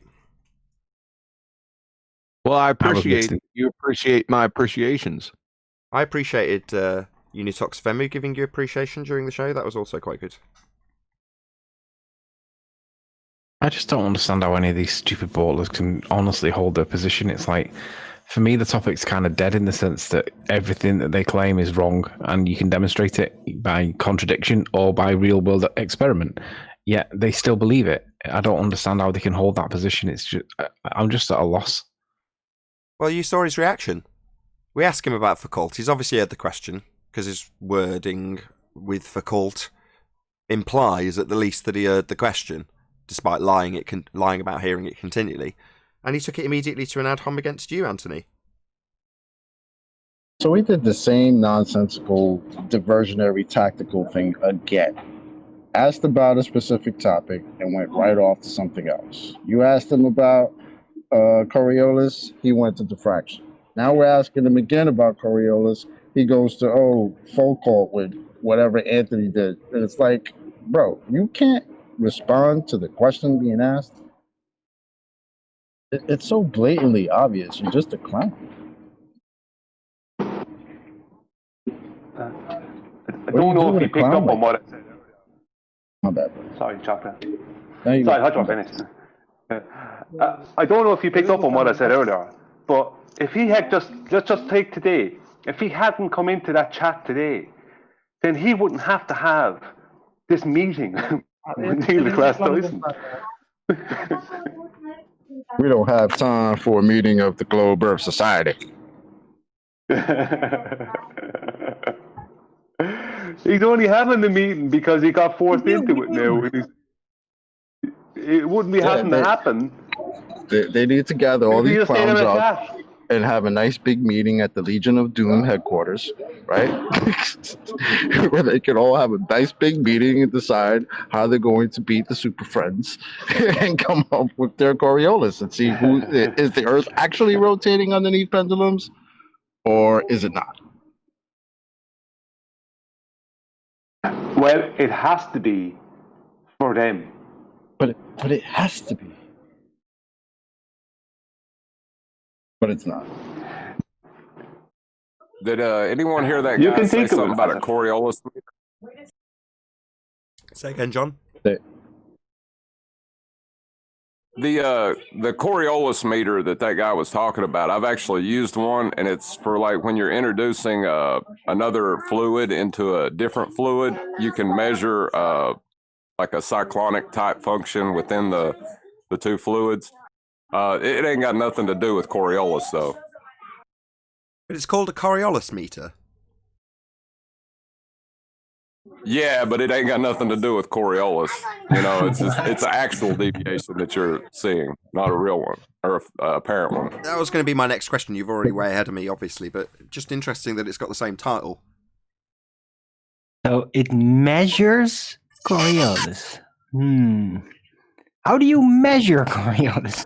Coriolis meter is a thermometer to check the temperature of these virus-stricken zombies. That's what the hell that is. You mean a test? That's what that doesn't work and gives false positives? It's not false positive. They are definitely suffering from this. If you're going to take the test, you're going to probably have some... No, our standards of correlation, as detailed by Adam, who, let's be honest, he's a trained medical expert. Now, he's not actually described any requirement for any medical intervention. He's described mental intervention. And that came from you originally, Arwin, right? Intellectual distancing. Well, the symptoms, our correlation between Coriolis virus and the symptoms we describe are infallible. Because we say so. Isn't it cool that one of the first victims to this virus is a guy we call Virus? Hey, Virus, we know you're there. Come on in. Tell us about your rotating Earth. You know I'm here. I don't want to. Mumbling already. He doesn't want to, clearly. I wouldn't want to out either after being around Dan in the chat. We want to know, is the Earth rotating underneath the Foucault pendulum? What do you mean by it? Hey. What do you mean? What do I mean? Virus, come on, man. I want to be more specific. Is the Earth rotating? Because that's the claim of the Foucault pendulum. That's the exact claim, that the Earth is rotating underneath it. So we want to know if you agree with that. Yeah, I agree. But if you want, let me clarify that a little bit, though. Whatever the pendulum is on, in relation to the pendulum, it's going to rotate counterclockwise or clockwise. So the Earth it's still the same piece of land under the pendulum. It's just rotating in relation to the pendulum. Yeah, that's what it's claimed to do. Rotate underneath it. What do you mean the same piece of land? Do you think there's another land under the pendulum that's rotating? That's not the Earth land? What land are you talking about? Whatever the pendulum is attached to would seem to rotate in relation. Wait, that would be the Earth, man. Well, I'm clarifying whatever it is, whatever you want it to be. That's what I'm saying. But that would be the Earth. It's not what I want it to be, Virus. It's just the Earth. Now we want to know, because the claim is the Earth is rotating underneath that pendulum as a second reference frame. So is that happening or not? Okay, yeah, that's fine. What's the answer? Burp and okay, that's fine. What is okay, that's fine? Yeah. It sounds fine. It's cool. Yeah. He must have watched Dr. Becky's burping video. I ain't never seen her before. That's okay. He's saying yes. He's saying yes, Chocolate. He's saying, yeah, okay. If you say so, Earth turns underneath the pendulum. Oh, that might be a problem. Because if we got two reference frames, then flight times to the west would be significantly reduced. So that doesn't happen. So you just debunked your claim of rotating underneath the pendulum. Actually, I didn't. You're aware of that, Virus? Actually, I didn't. Why would they? Why would you think it's the same thing? It's not the same type of rotation underneath something. It's not the same whatsoever. The land if under there the are two reference frames, you're gonna go back to the land, bro. The land underneath the pendulum, that would be called Earth. You're focused on the Earth rotating under something. It's not the same. The land and the Earth is not the same underneath the pendulum. The land under the pendulum isn't moving. I mean, like it's not new land. It's still the same piece of land that's under the pendulum the whole time. The airplane is moving. The land under the airplane is new. It's not the same as it was when it first took off. The rotation that you're talking about is not the same. Yeah, it's attached to it, but the pendulum should move back and forth. But because it's claimed Earth turns underneath that frame of reference, that would be the back and forth frame of reference of the pendulum. Well, pendulums don't swing round and round, they swing back and forth. The reason it's claimed the pendulum knocks over the dominoes is because it's claimed Earth turns underneath as a second separate reference frame. Earth is I don't rotating think underneath he the pendulum. genuinely can't wrap his head around what we're talking about. Earth is rotating under the pendulum, yeah. Oh, right. Well, that would shorten flights travelling west. So if Earth's turning underneath at 15 degrees an hour... The plane doesn't... Why are you interrupting me, you fundy shit? Yeah, so you've conceded. Pendulum claims Earth turns underneath then, right? As you've just claimed. Now we're gonna batter that shit. Shut up and understand that Earth turning underneath a pendulum is Earth turning underneath a pendulum. And if Earth's turning underneath a pendulum and a bullet and a ball, then it turns underneath planes. And that simply doesn't happen. It would shorten flight times. But you're finally at the stage that you'll concede that the pendulum's claiming Earth turns underneath. And all you can do when I summarise how that simply isn't the case is talk through me. I'm laughing at you. I'm not talking. You'll suck my balls. We finally get you after 5 attempts, 5 consecutive shows of you being on discussing it, to actually confirm the thing being claimed that's on screen. You finally say exactly what the claim is. That's Earth turning beneath it. And you say, well, yeah, okay, Earth turning beneath the pendulum. That's second reference frame that would shorten flight times. You still don't get it, do you? Oh, it's ad hom time. You don't understand, Nathan. Yes, I do understand. You've just told me. You told me Earth turns under the pendulum. That's a second reference frame turning underneath that would shorten flight times. So is the plane rotating in place? Sorry, is this a claim you're making? Is this a new claim? No, it's something that I'm asking you. Why? I don't claim fucking Coriolis effect. You do. You've just told us how Earth turns under a pendulum. Now you're reverting to asking me how this should work?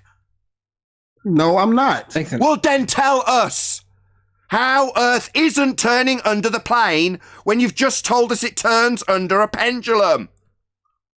Didn't Sleepy just said y'all don't avoid direct questions? I'm asking you a direct question that you're not answering. About your claim of Coriolis? Nope. Oh, so it's not your claim again, it's do the SciManDan trick and make this into my reference frames, right? They're not my reference frames. Just because you've been infected with the same Coriolis virus as Dan doesn't mean that you can revert to calling them my claims. These reference frames aren't mine, dipshit. That So you got a bit of laughter. Symptom number 5 there that's being exhibited, which is the new normal reversal technique. Symptom number 5 of the Coriolis virus. New normal reversal. You know, symptom number 1 is actually getting Coriolis wrong, right? Yeah. Damn, so that's you, man. Yeah, 5 attempts for you to say that Earth is turning under the pendulum. We finally got you to actually say it. And then immediately when I start pointing out its shortened flight times, you start talking through me. No, Yeah, that's you said that's that plenty symptom of number times. We 6 already know what virus. you're gonna That's blasphemy and denial of the tenets of your ball earth religion, even going against your own globe priests that you're demonstrating there. That was number 6, mate. No, that's blasphemy, That's man. just what y'all think we're talking. y'all just don't understand it to the point y'all think that we're contradicting each other. Oh, That's ad hom. Obfuscation, distraction, and ad hominem attack against us not understanding this. No, it's taken us 5 straight shows of you being told what your claim is, with it on screen and you denying it. Today, finally, after 5 straight attempts, with clearly us saying the same thing over and over again, you finally concede to your own bloody claim that Earth turns underneath a pendulum, a football, a sniper's bullet. But then when we point out that with shortened flight times, you're all in denial, telling us that we don't understand. Of course. No, we understand, virus. It's taken you 5 shows to confirm your claim and then immediately rumpus the point, which is that shortened flight times would be the result of that Earth turning under the pendulum. And then what? We don't understand again? Another ad hom? We do understand. We understand Earth isn't turning underneath anything to cause drift at 15 degrees. Go ahead. Can I address that one? You don't understand. Now, ordinarily, from a clinical point of view, you'd think that that would be one of the things that would be one of the confirmatory symptoms of the virus. But because that symptom is so rife with just your standard globy, we can't use you don't understand as a confirmatory thing for the actual Coriolis virus. So whilst it is part of it, it's not a confirmation symptom. Right, exactly. So if you're saying that, yeah, an excessive amount of sweat is a symptom of having the flu, then you can't just go up to everyone sweaty and go, must have the flu. Exactly.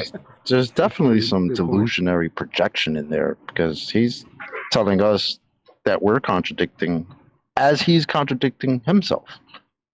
That's point 1, mate. Chocolate, complete missing of their own contradictions. I'm not even saying that y'all are contradicting each other. I'm not saying it's not necessarily denial of the contradiction, but just completely oblivious at the early stages of their own contradictions. They'll say them and not even realizing their own contradiction. And then simultaneously accuse their opponent of contradicting themselves, which is the utmost irony. I love it. Yeah, that's entering stage 2. Yeah, but a bit more. Hey, test question for the coronavirus. Do we have Coriolis on the equator? Sorry. Let me just get straight. What's happened? What's now happening is he's asking us on the flat Earth side if we have Coriolis effect on the equator, and now he's interrupting me, of course, because he's a fundy scumbag, and he's going to interrupt me while I'm summarising his question for him. I'm just summarising your question, and you're interrupting me, the host, summarising your question. That's dick move, dick behaviour. You're a dick. So don't be a dick. I'm just summarising your question to us about whether or not we would have Coriolis effect on the equator. Now, I've already pointed out that you are utilising, as you interrupt me again, with your dismay. Why can't you put yourself on mute, scumbag? Well, I'm talking. I mute myself when you're talking. Can't you extend the same courtesy to me? Virus, can't you extend me the same courtesy put yourself on mute rather than going right through me. Yeah, I'm waiting, Virus, for you to put yourself on mute. So thank you very much, Virus. So kind of you to stop yourself from demuting me when we get to the actual point of all of this, which I've now forgotten.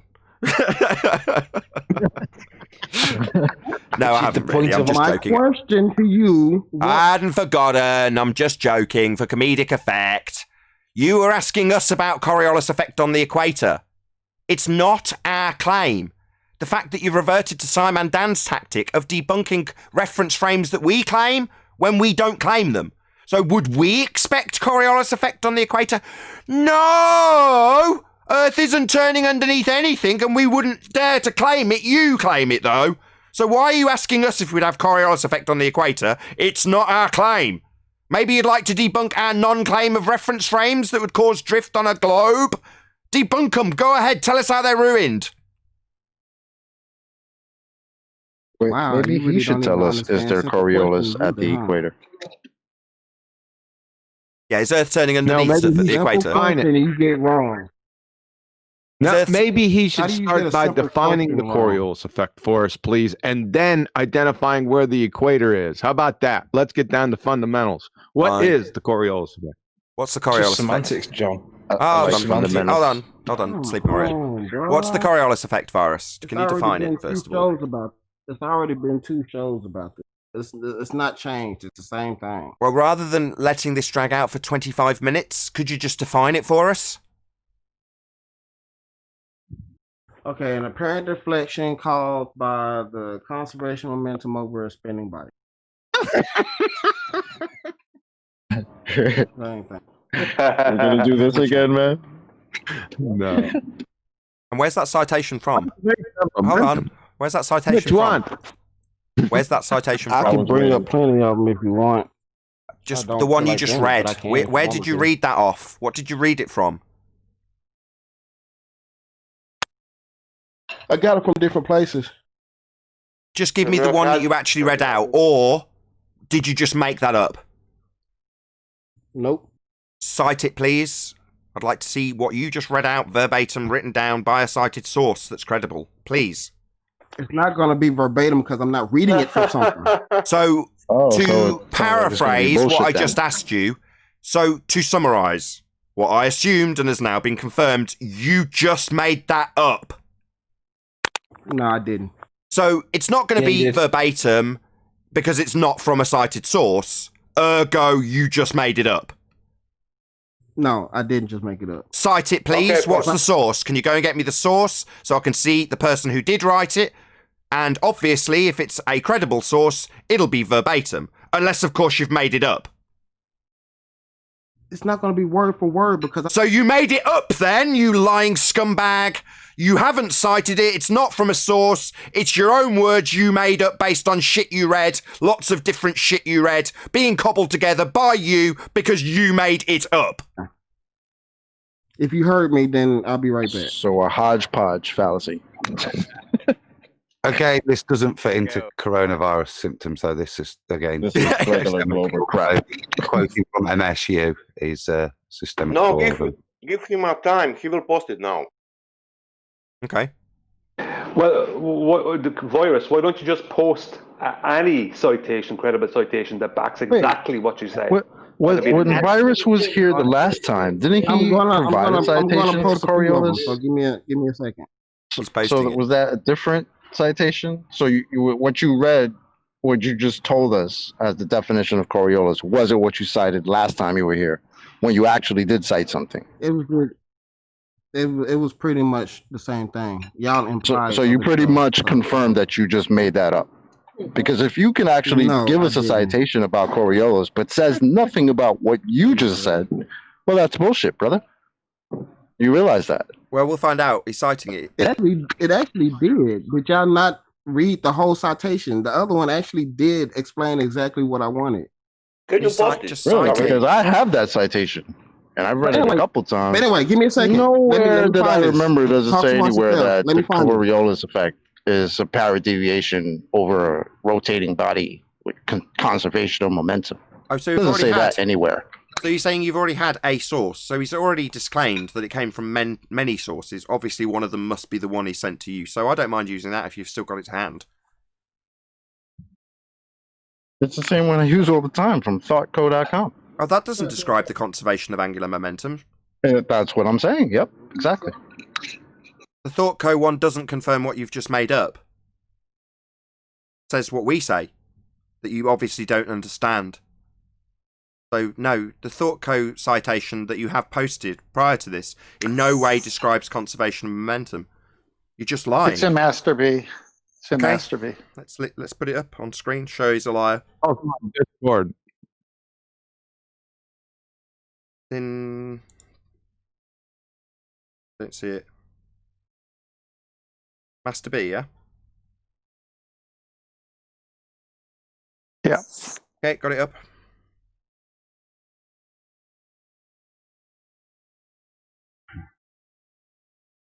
Should I read it? Yes, please. That'd be great. I've got it on screen. All right. We'll just go right from the beginning by Amanda Burney, updated January 23rd, 2020.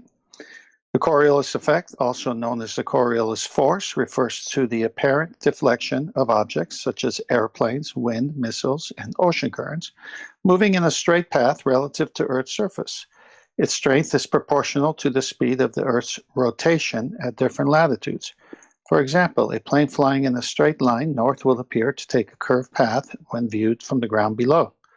This effect was first explained by Gaspard Gustave de Coriolis, a French scientist and mathematician in 1835. Coriolis has been studying kinetic energy in water wheels when he realized that the forces he was observing also played a role in larger systems. Then on a little side note, key takeaways, Coriolis effect. The Coriolis effect occurs when an object traveling in a straight path is viewed from a moving frame of reference. The moving frame of reference causes the object to appear as if it is traveling along a curved path. Bullet point number 2, the Coriolis effect becomes more extreme as you move further away from the equator towards the poles. And the last bullet point, the wind and ocean currents are strongly affected by the Coriolis effect. Coriolis effect definition. The Coriolis effect is an apparent effect, an illusion produced by a rotating frame of reference. This type of effect is also known as a fictitious force or an inertial force. The Coriolis effect occurs when an object moving along a straight path is viewed from a non-fixed frame of reference. Typically, the moving frame of the reference is the Earth, which rotates at a fixed speed. When you view an object in the air that is following a straight path, the object will appear to lose course because of the rotation of the Earth. Yeah, and in their own description... Finish it! Finish it! And the object is not actually moving off its course. It only appears to be doing so because the Earth is turning beneath it. Thank you. So, according to this citation... planes take a curved path from the ground because it's claimed we're turning beneath them, and that would shorten flight times. It very specifically details planes seeming to curve from the ground because you're turning beneath them. It says absolutely nothing about conservation of angular momentum. Akumvirus just made that shit up, he's a liar. But it does absolutely express that planes will appear to curve from the ground as Earth turns beneath them. And if Earth turns beneath planes, then the country they're travelling to when going west is coming towards them. And that would shorten the flight times, Virus. Uh-oh.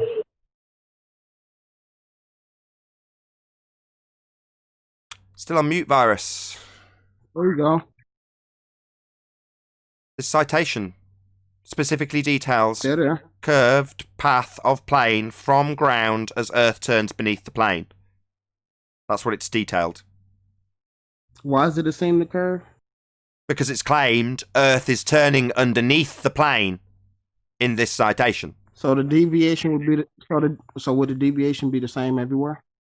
It would be 15 degrees an hour everywhere. Yes, according to your claim that Earth turns underneath aeroplanes. But if Earth's turning underneath aeroplanes, it would shorten their flights when travelling west, Virus. Do you not understand? It's not Coriolis that's conservation of momentum, that shit you made up. It's Earth turning underneath stuff not attached. Don't you understand?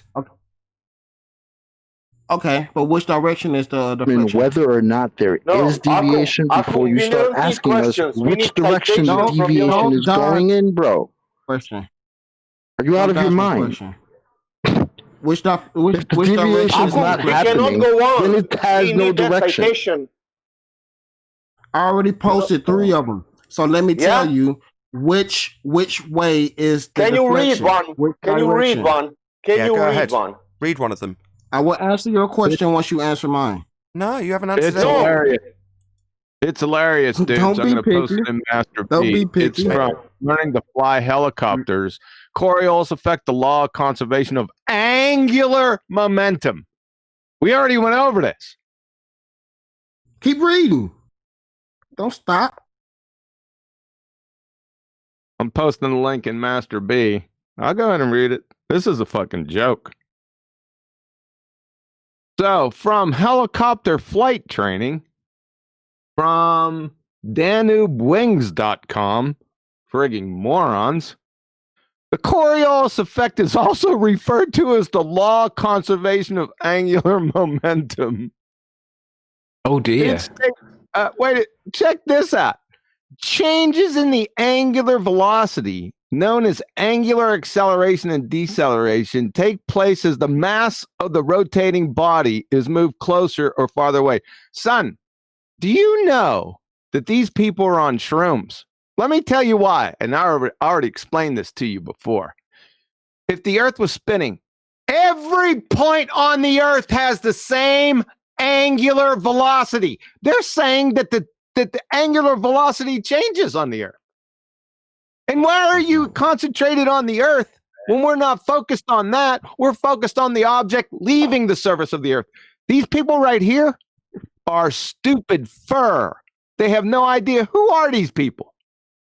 I already explained this to you. But then you post it like it's got veracity. Do you understand what angular velocity is? What's the claimed angular velocity of Earth? Hold on. What unit do you use with angular velocity?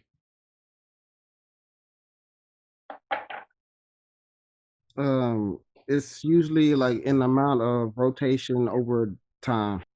What? Rotation or radians per unit time, correct? Do you understand that every point on a rotating reference frame has the same angular velocity? Now, different points have different tangential speeds. You see the difference? Well, do you understand So that you and your source are abject morons. Do you think it changes? This is moronic. Do you think that the claim that Earth is spinning has a different angular velocity and different points? Because it's 15 degrees an hour everywhere. You asked me that.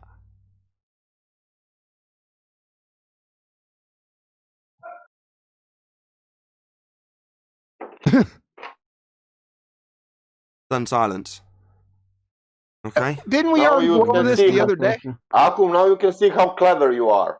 Were you asking me a question? Yeah. Didn't we go over this the other day? Not the whole thing. What? Yeah, we went over the different types of the conservation of momentum, right? There's two different We didn't go types, over the whole thing. linear and angular. And then we both agree. You agreed. You said, yeah, I was wrong about the angular velocity because that's concerning with the rotating body, not the thing leaving it. Remember? Do you remember that? Yeah, I never said that. Are you delusional? Oh, you never said that now. Here we go. Probably Okay. He doesn't remember the two different angular momentums either. No, he doesn't. I'm done with him, Nathan. He's bad this for is you. work. Okay.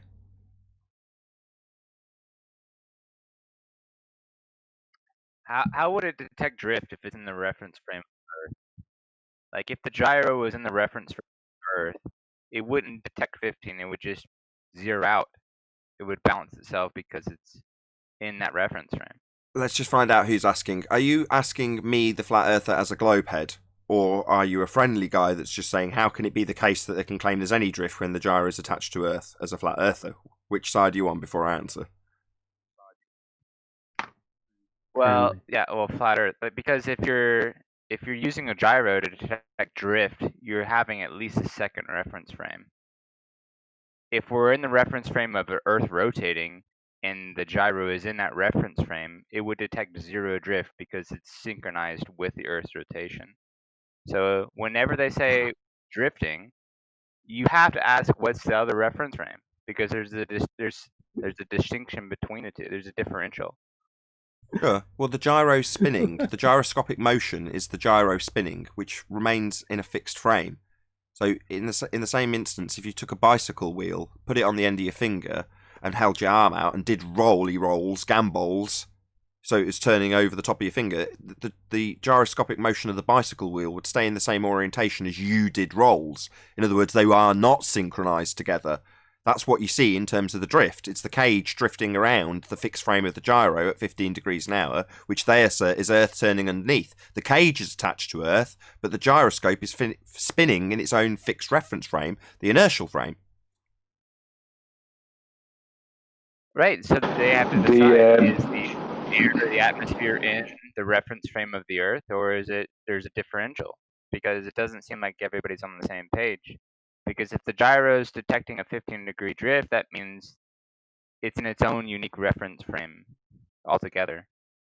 No, the cage is attached. No, let me just break this down for you. No, that's how they claim it is as follows.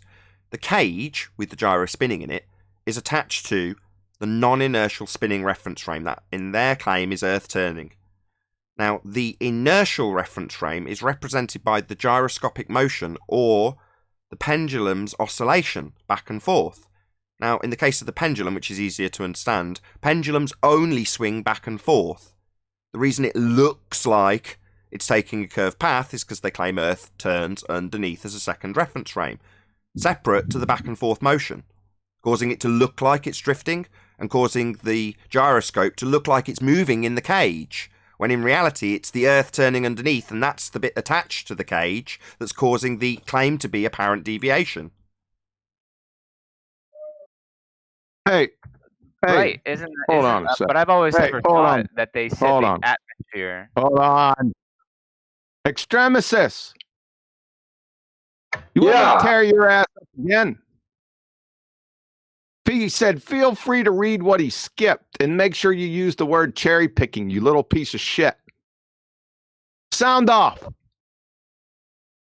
All I'm doing is referring to where Akuma virus said somebody didn't read all of something.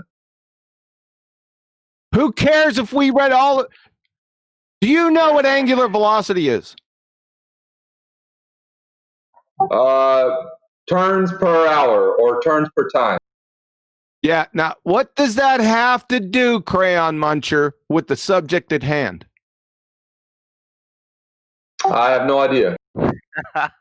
Right, because it doesn't have anything to do with it. Now I should pummel your dumb ass. Well, let me do it in a calm way. How can you... off shit, you have no idea what you're talking about. Do you know what the conservation of angular momentum is? Hold on, there's a problem. How can you possibly call cherry picking if you don't understand the context? Because he doesn't understand what cherry picking.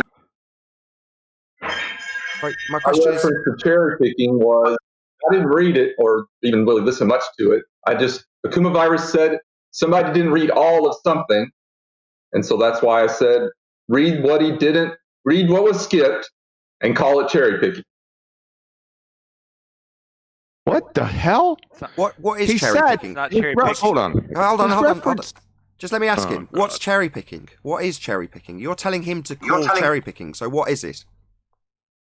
Me, it's taking something out of context. Is that right or wrong? Yeah, and I asked you how you could call cherry picking if you don't know the context. So do you want to answer that? Deliberately.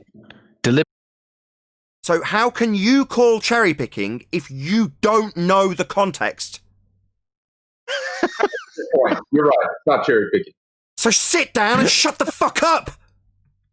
Have a nice day. Ow. It's not cherry picking. No. Stop. Everyone shut up. Why are you posting that? You unbelievable spastic. You don't know the context, yet you're telling your man to claim it as cherry picking, and you don't know the context. Are you embarrassed? Should I be. am not embarrassed. Why not? You are a demonstrable fool.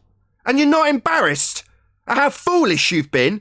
You've just defined cherry picking as taking things out of context after literally only moments earlier making it plain you don't know the context, but you're not embarrassed.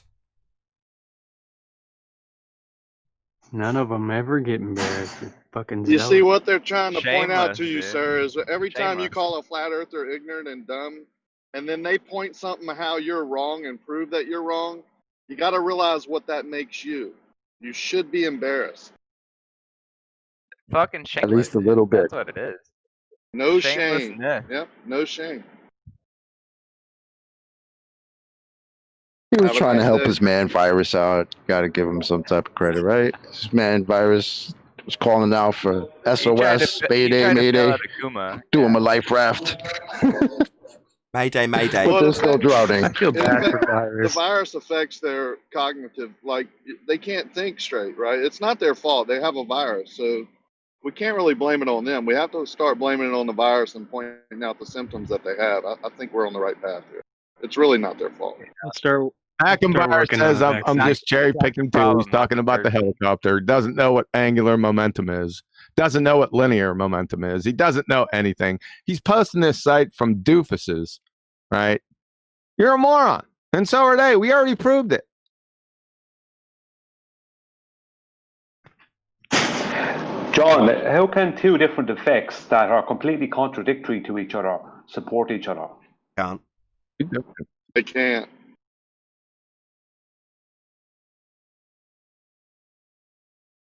Any last words, Virus? Any last words, Virus?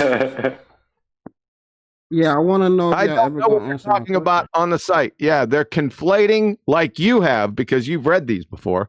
They're conflating the conservation gonna of answer my angular question? momentum with the Coriolis effect when it doesn't. I just showed you. How many times do we have to walk through this? Even Zanuck, the moron Zanuck, has corrected you, but you still don't get it. He laughs at you. Zanuck does. That's scary. I have pity for you. Last Virus, any last words? Are y'all ever going to answer my question? Is that your last words? You're not going to answer my question? Are y'all ever going to answer my question? Yeah, that is his last words. With that, I'll say a huge, massive, enormous thank you to both Discord and G Plus panels for making today's after show possible. And of course, a massive thank you to all of you in either Nathan Oakley 1980 or Nathan Oakley premiering streams for hopefully smashing the super chat, liking, commenting, sharing, subscribing, and all that good stuff. Be sure to check out nathanoakley.com and the Flat Earth Debate Forum to keep up to date with the community debate. I've been Nathan Oakley, and I'll see you all in the next video.